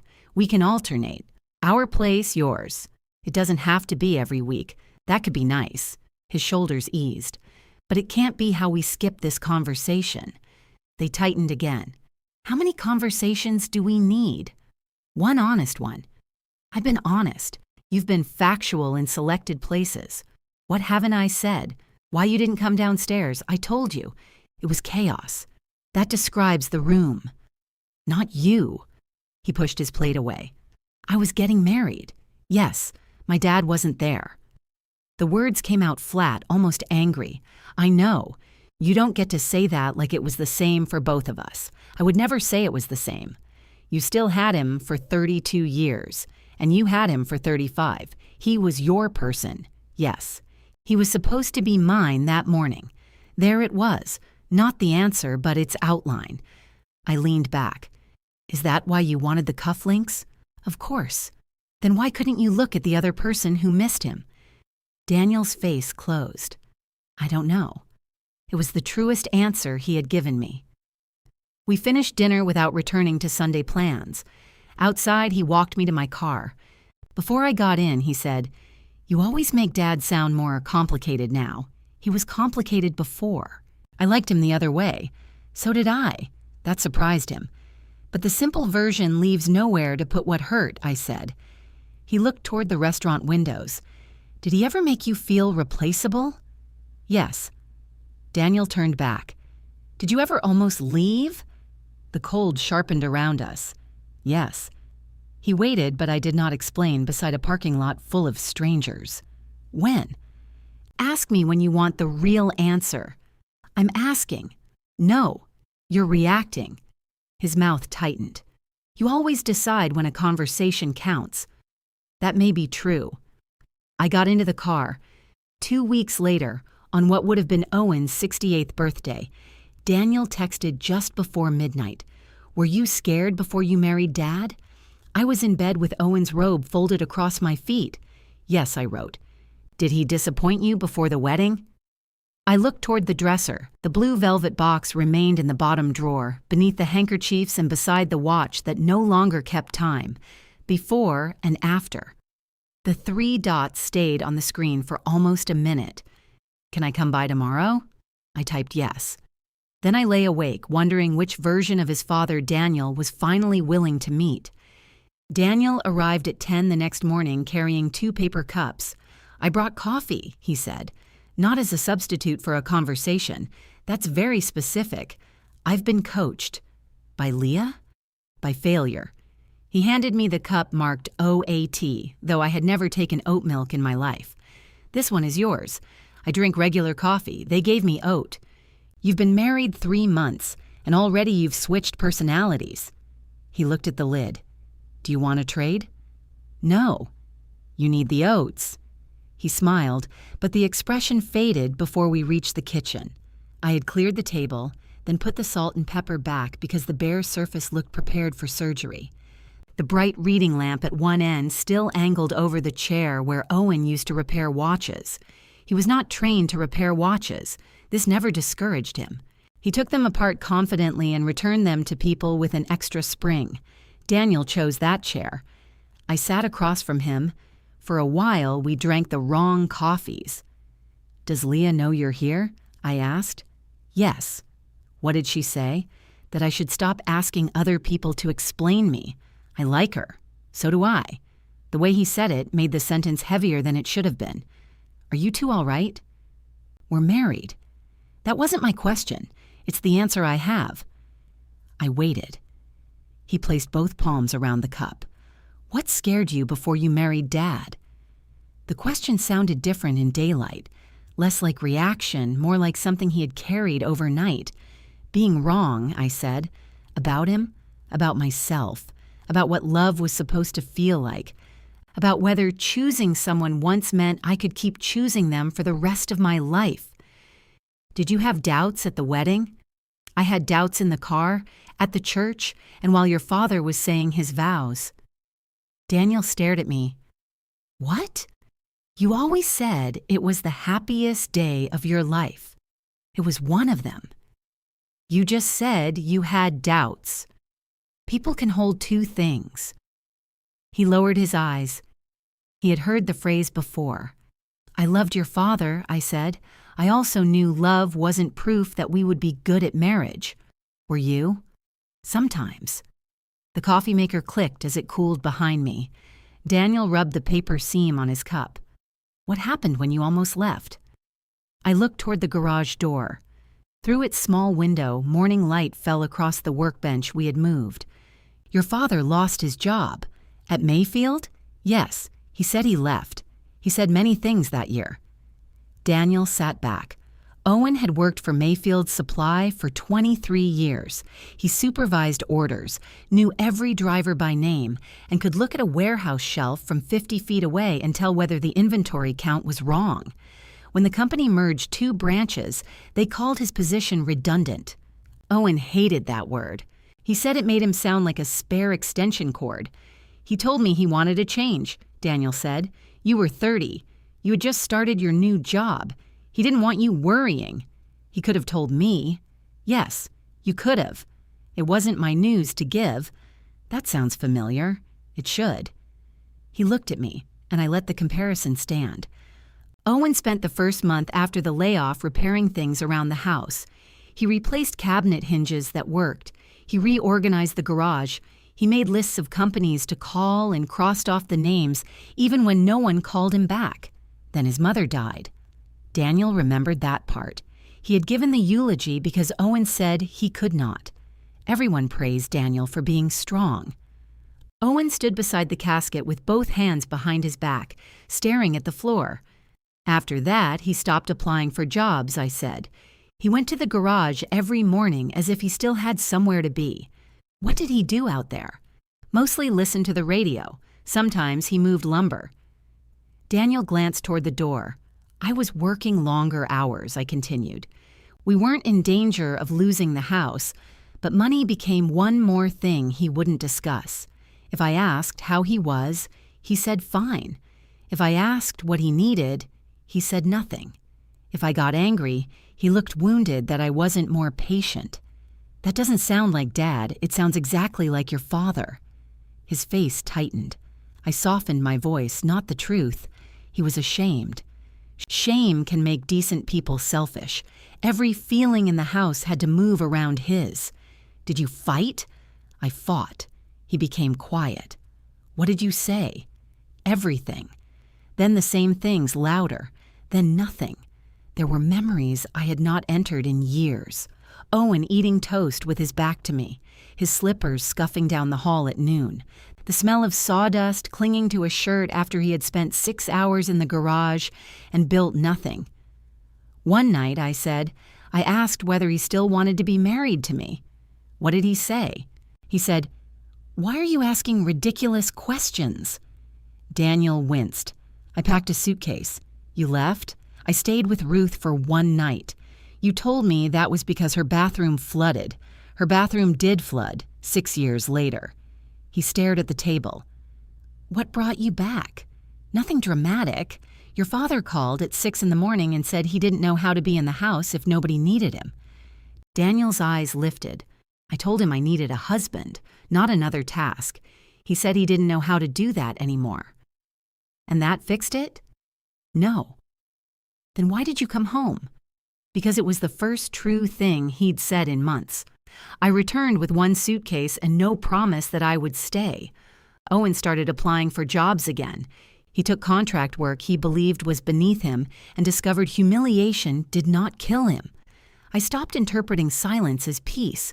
We learned to ask harder questions before resentment had time to furnish a room. We did badly for a while, I said, then less badly. Did he ever apologize? Eventually. For what? Making his pain the only pain that counted. Daniel looked away.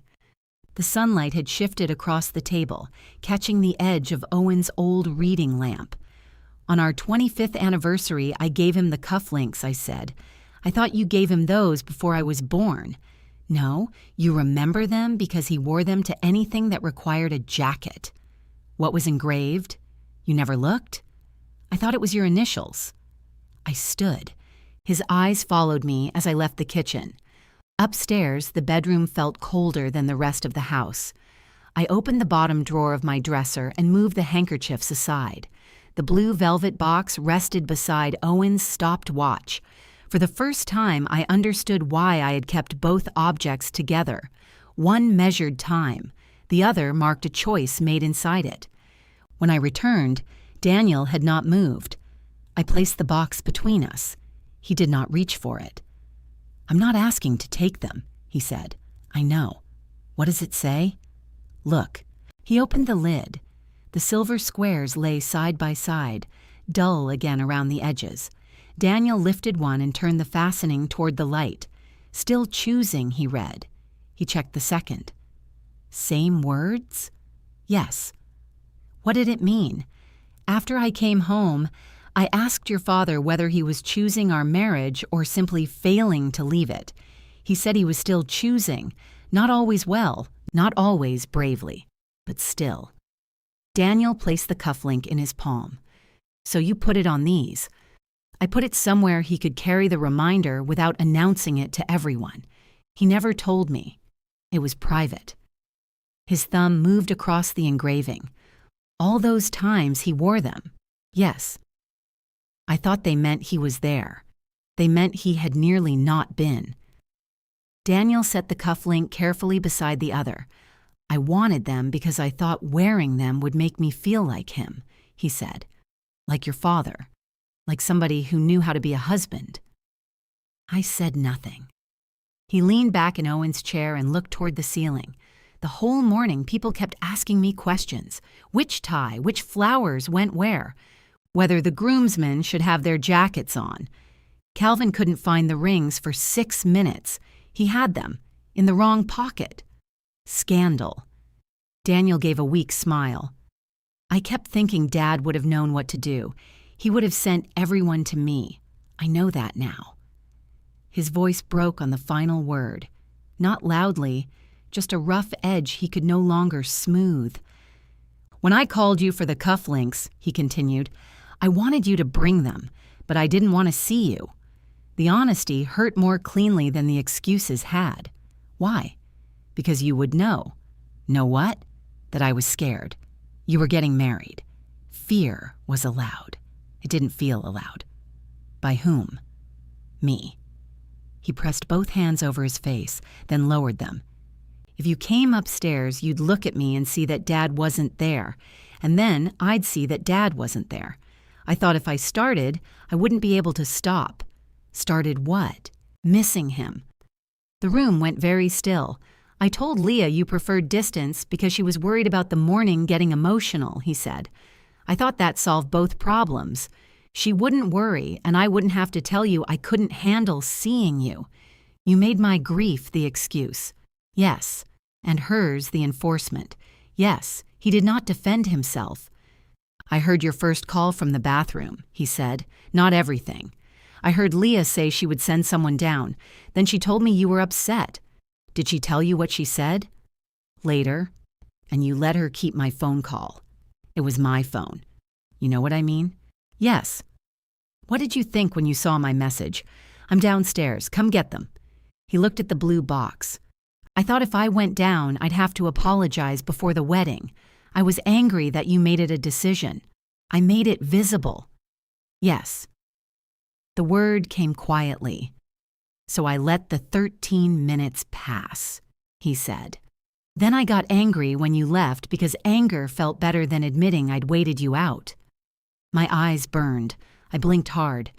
At the ceremony, when I saw you in the 3rd row, I was relieved you came. Then I looked for the box. That's the truth. I looked for the cufflinks before I looked at you. I turned my face toward the window. He continued because stopping would have been another escape. After you left the reception, people asked questions. I said you were emotional about Dad because it made me sound kinder than the truth. I let Aunt Janet think you refused to bring the cufflinks. I let Leah take the blame when I was the one who told her you wanted distance. His hands flattened on the table. I used you both to get through the day without being uncomfortable. Then I blamed you both for what it cost. I looked at him again. I'm sorry, Mom. Not sorry you felt. Not sorry things got out of hand. I'm sorry I asked for Dad and treated you like the package he came in. I'm sorry I didn't come downstairs.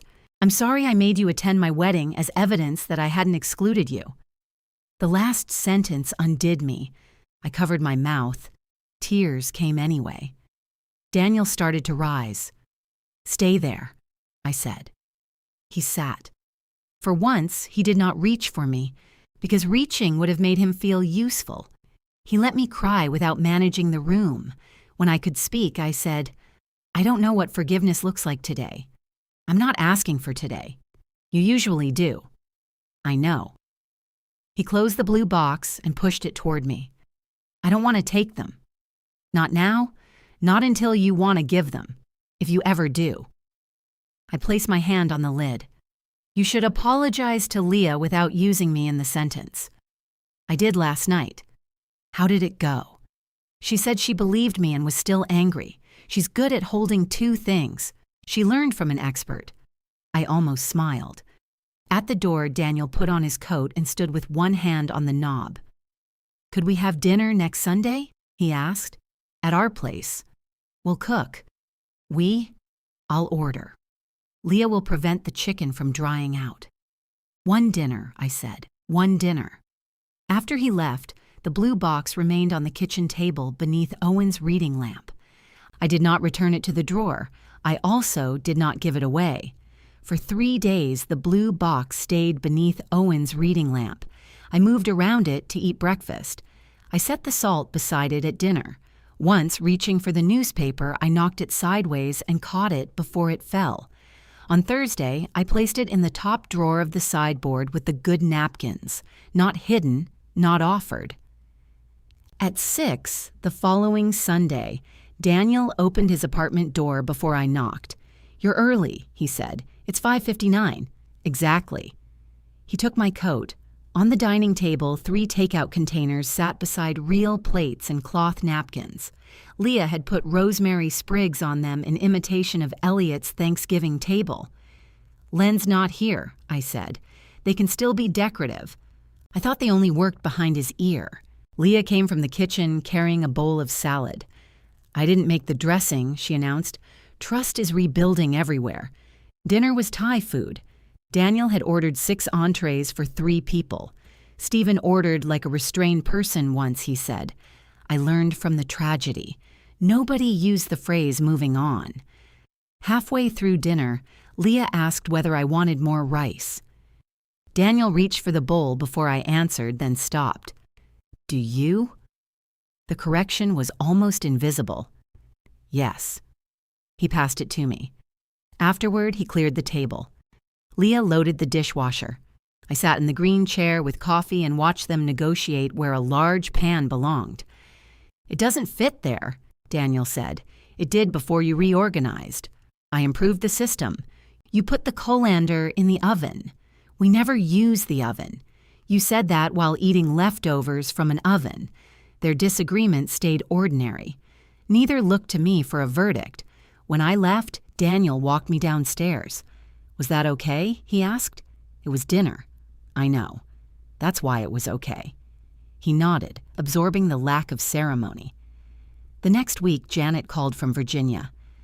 "I owe you an apology," she said. I held the phone away and checked the screen. "Are you well? Don't make me regret this." "What happened?" Daniel called. He had told her that I brought the cufflinks to the hotel. He told her I waited downstairs and he chose not to come. He told her I had not refused him an inheritance or staged an emotional crisis. "He said he let me believe the wrong thing," Janet said. "He did. I should have asked you before taking sides." "Yes. You could make this easier." "I could. I'm considering it." She sighed. "I'm sorry, Eleanor." "Thank you. I still think Owen would want Daniel to have them someday. That's a different conversation. I knew I'd regret it."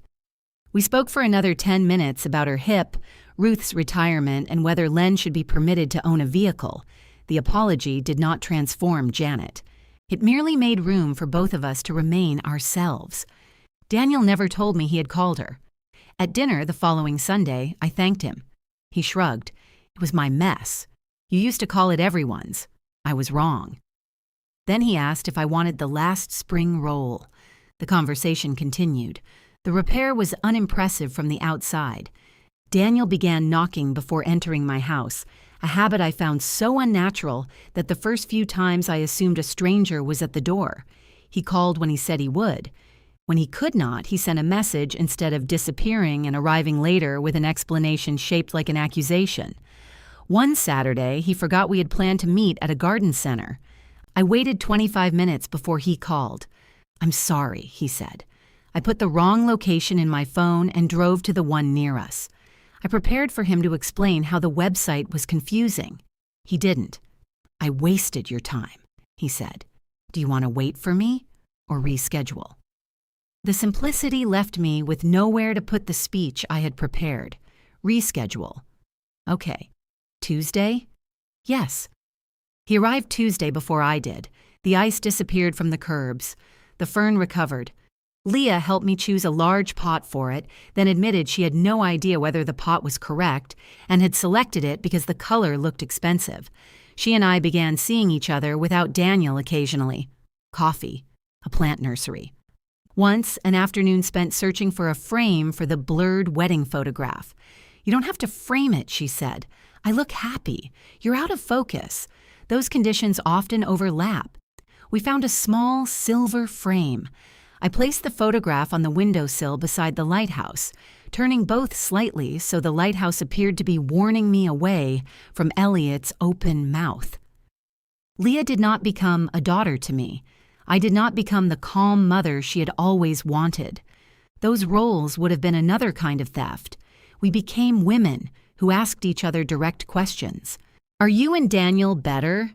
I asked one afternoon. She stirred foam into her coffee.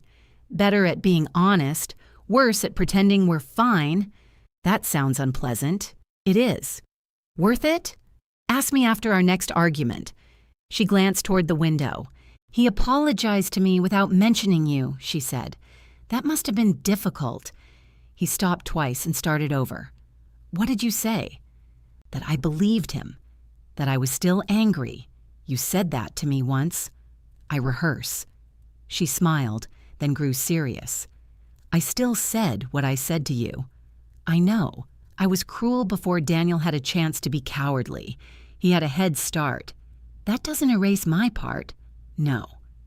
She waited. The old version of me would have relieved her. I would have said the wedding was stressful. Everyone made mistakes. No harm intended. I would have turned her discomfort into something everyone could swallow. Instead, I said, "I'm not angry every time I look at you anymore." Her eyes filled. "That's not a very graceful forgiveness," I added. "It's more than I expected." "I didn't say forgiveness." "I know." By June, I was hosting dinner again occasionally. Not every Sunday. Not because 5 o'clock made my hands reach for a roasting pan. I invited people when I wanted them in my house. The first time Daniel and Leah came, Daniel arrived carrying a cooked chicken, 2 containers of vegetables, and a loaf of bread. "What happened?" I asked. "You said dinner. You brought dinner." "Yes. I don't understand." Leah held up a bakery box. "I brought the part that matters."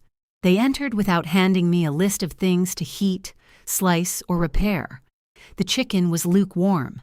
The vegetables needed salt. The cake was excellent. Daniel did not open my refrigerator until he asked. Stephen and Elliot joined us. Len arrived wearing his glasses, which caused enough comment that he removed them out of spite. During coffee, Stephen mentioned the cufflinks. He did not mean to start anything. He had seen the silver frame and said it was a shame the photographer had not captured more of me at the wedding. Len said, "Would have been easier if certain people had used elevators." The room tightened. "Len," I said. Daniel put down his cup. "He's right." Nobody moved. Daniel looked at Stephen and Elliot, not me. Mom brought Dad's cufflinks to the hotel. I didn't come downstairs. I told Leah Mom wanted distance, and I let the family think she withheld them after she left. Stephen glanced at me. Elliot reached for the sugar. Daniel continued. "She came to the wedding. I'm the reason she was late. No one applauded. No one made a speech." Len's jaw worked beneath the glasses he had put back on. Finally, Elliot said, "Thank you for saying that." Then he passed the sugar to Stephen, who had not requested it. Conversation resumed badly, then improved. After they left, Daniel helped me carry cups into the kitchen. "You didn't have to do that in front of everyone," I said. "I did it in front of everyone the first time. You were defending yourself. I was still wrong in public." He rinsed a cup. Leah said apologies don't get to be private if the lie was social. "She said that?" "Not exactly. She used more words." "I'm sure." He put the cup in the dishwasher. "Are you sorry I said it?" "No." "Embarrassed?" "Yes." "Me too." We finished cleaning. On the anniversary of Owen's death, Daniel came over without asking what I wanted to do. He brought coffee, regular this time, and sat with me at the workbench in the garage. We did not go to the cemetery. Owen had disliked cemeteries and would have complained about parking. Daniel unpacked the carving tools. "Teach me," he said. "I don't know how. You watched him. I watched him make a duck with an identity problem. We found a block of scrap wood Owen had saved. Daniel tried to carve a straight line and produced a gouge. This tool is defective. Your father said that often. We worked badly for an hour. At one point, Daniel asked whether Owen had ever truly wanted to leave. "Yes," I said. "Did you?" "Yes." "What made you stay?" "Not one thing." He waited.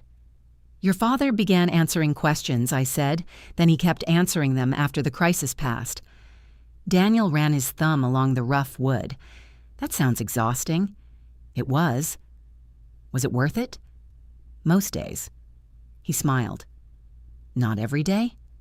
Your father once bought a canoe without telling me. You loved that canoe. It leaked. He fixed it. It leaked differently. Daniel laughed. The first anniversary invitation arrived in September, though it was delivered by Leah standing in my kitchen. We're having dinner, she said. Small. No speeches. No photographer. No rope. Is it coastal? Martin asked the same thing. They were inviting Marla and Martin, Nora and Calvin, Ruth and me. Stephen, Elliot, and Len would come for dessert because the apartment could not hold everyone without violating the fire code and Elliot's opinions about portion size. What can I bring? I asked. Nothing. Dessert? Ordered. Wine? Martin. Flowers? Daniel said if you ask what to bring, I'm supposed to say yourself. That sounds rehearsed. It was unbearable. I smiled. On the morning of their anniversary, I opened the sideboard drawer. The blue box lay beneath the good napkins.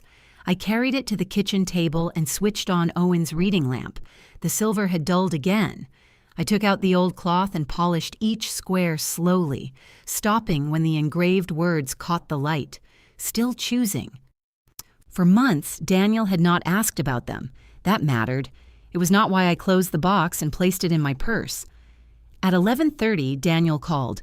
I know tonight is already a lot, he said. But can I stop by before? What do you need? The question came out automatically.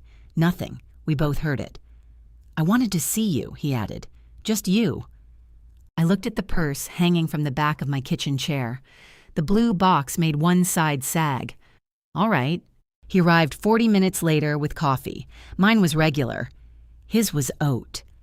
You kept the oats, I said. I'm still figuring out who I am. That could take years. Leah says I'm not allowed to turn it into a system. How will you know you're improving? I made a spreadsheet in secret. He smiled, but nerves moved beneath the joke. We sat at the kitchen table. Daniel chose Owen's chair again.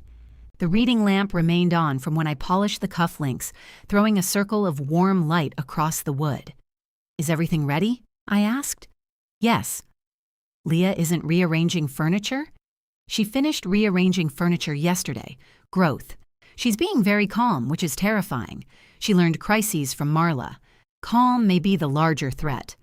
Daniel peeled the cardboard sleeve from his cup. I almost canceled the dinner. Why? It started feeling like a performance. The wedding was a year ago, so we invite everyone back and demonstrate that we survived. That sounds unpleasant. Leah said if I canceled because I was afraid it would be fake, then I was still letting fear make the decisions. She does enjoy efficiency. She said you didn't have to come. Do you want me there? Yes. Then I'm coming. His shoulders lowered. I didn't want you to feel obligated, he said. I'm still capable of choosing things you want. I know. It doesn't always mean I'm being used. I know that too. There was a carefulness between us now, but it was different from the carefulness before. Then I had measured every sentence to prevent discomfort. Now we were learning not to waste discomfort once it arrived. Daniel looked toward my purse. The outline of the box was visible through the leather. His gaze returned to me. He did not ask. That settled the last uncertainty I had carried all morning. I reached for the purse and removed the blue box. Daniel stopped moving. You said you weren't asking, I told him. I'm not, I know. I placed the box beneath the lamp. He stared at it, but his hands remained around his coffee. Why did you bring them out? Because I want you to have them. His eyes lifted. Today? Yes. Because it's our anniversary. Partly. Because I apologized? No. He looked confused. An apology isn't a payment, I said. You don't purchase the thing you wanted by saying the correct words. I didn't think, I know. I'm explaining why. He sat back. I rested my fingertips on the velvet lid. For a long time, you wanted these because they looked like certainty. Your father wore them, so you thought wearing them would make you feel the way you imagined he felt. Daniel nodded. I couldn't give them to that version of you, I said. Not because I wanted to punish you, because these came from a part of our marriage you didn't know existed. If I gave them to you while you still believed your father had never been frightened or selfish or silent, they would become another way to avoid him. And now? Now you know he was a man." Daniel looked at Owen's empty chair beneath himself. "I miss the other version sometimes. So do I. The one who always knew what to do. He was very convincing. What if I wear them and still don't know what to do? That is almost guaranteed." A sound escaped him, half laugh and half breath. I opened the box. The silver squares shone beneath the lamp. The engraving stayed hidden inside, private unless someone turned the fastening toward the light. Daniel touched one with the tip of his finger. "Are you sure?" "No." He looked at me. "Being sure is not the same as choosing," I said. His eyes filled. I lifted one cuff link from the box. Daniel had dressed casually, but his shirt had French cuffs. I noticed that then. "You planned this," I said. "What?" "The shirt." He glanced down, embarrassed. "I was going to wear the hotel ones tonight. The wrist-staining tribute. Leah had them replated. That was optimistic. She said throwing them away felt rude." "To whom?" "The hotel bear in the top hat." He unbuttoned his cuff and folded it back. His hands trembled slightly. I remembered fastening Owen's cufflinks before Ruth's retirement dinner at the library, before Daniel's college graduation, before a New Year's party where he complained about the jacket until midnight and then refused to take it off. I had fastened them the morning of Owen's funeral, too, because I could not bear for the last suit he wore to be incomplete. Now I slid one bar through Daniel's cuff and turned the fastening. The square settled against his wrist. "Too tight?" I asked. "No." He lifted his hand, looking at it from both sides. I gave him the second. "You do this one." He fastened it more slowly. "Dad always wore the engraving against his wrist," he said, "so nobody could see. Did he ever forget what it said?" "Yes." "What was the point then?" I reminded him. He looked at me. "And when you forgot?" he asked. He reminded me. "Sometimes." The qualification mattered. I let it remain. Daniel closed both hands on the table. The cufflinks caught the light. "I don't know what to say. Thank you generally works." "Thank you." "You're welcome." "No, I mean it." "So do I." He reached across the table, then stopped with his hand halfway. "Can I?" I gave him mine. His fingers closed around it. "Have you forgiven me?" he asked. The question no longer sounded like a request to end the conversation. He seemed prepared for whatever shape the answer took. "Some days," I said. "That's fair. Yesterday I remembered the third row and got angry all over again." "I'm sorry, I know. And today?" "Today I gave you the cufflinks." His thumb moved across my knuckles. "That isn't the same as forgiveness," I added. "I know, but it lives near it." He nodded. When he stood to leave, I followed him to the hall. At the door, he held up one wrist. "What are they supposed to remind me of? Nothing automatic. That's not helpful. They're not proof your father chose you. They're not proof you're ready to be a husband. They're not proof your marriage will work." Daniel lowered his hand. "They remind you that choosing people is something you do when it would be easier not to, especially then." He looked toward the kitchen. "Love becoming inconvenient." "Yes, that happened pretty fast. You did marry Leah." He laughed. "I'm telling her you said that. Tell her directly. I'm learning." After he left, I opened the sideboard drawer. The good napkins remained in a neat stack. The space where the blue box had rested was no larger than my hand. I closed the drawer. At 6:30, I dressed in navy and put on earrings Owen had given me years before the cufflinks. I carried the same small evening bag I had taken to the wedding, though I emptied it first.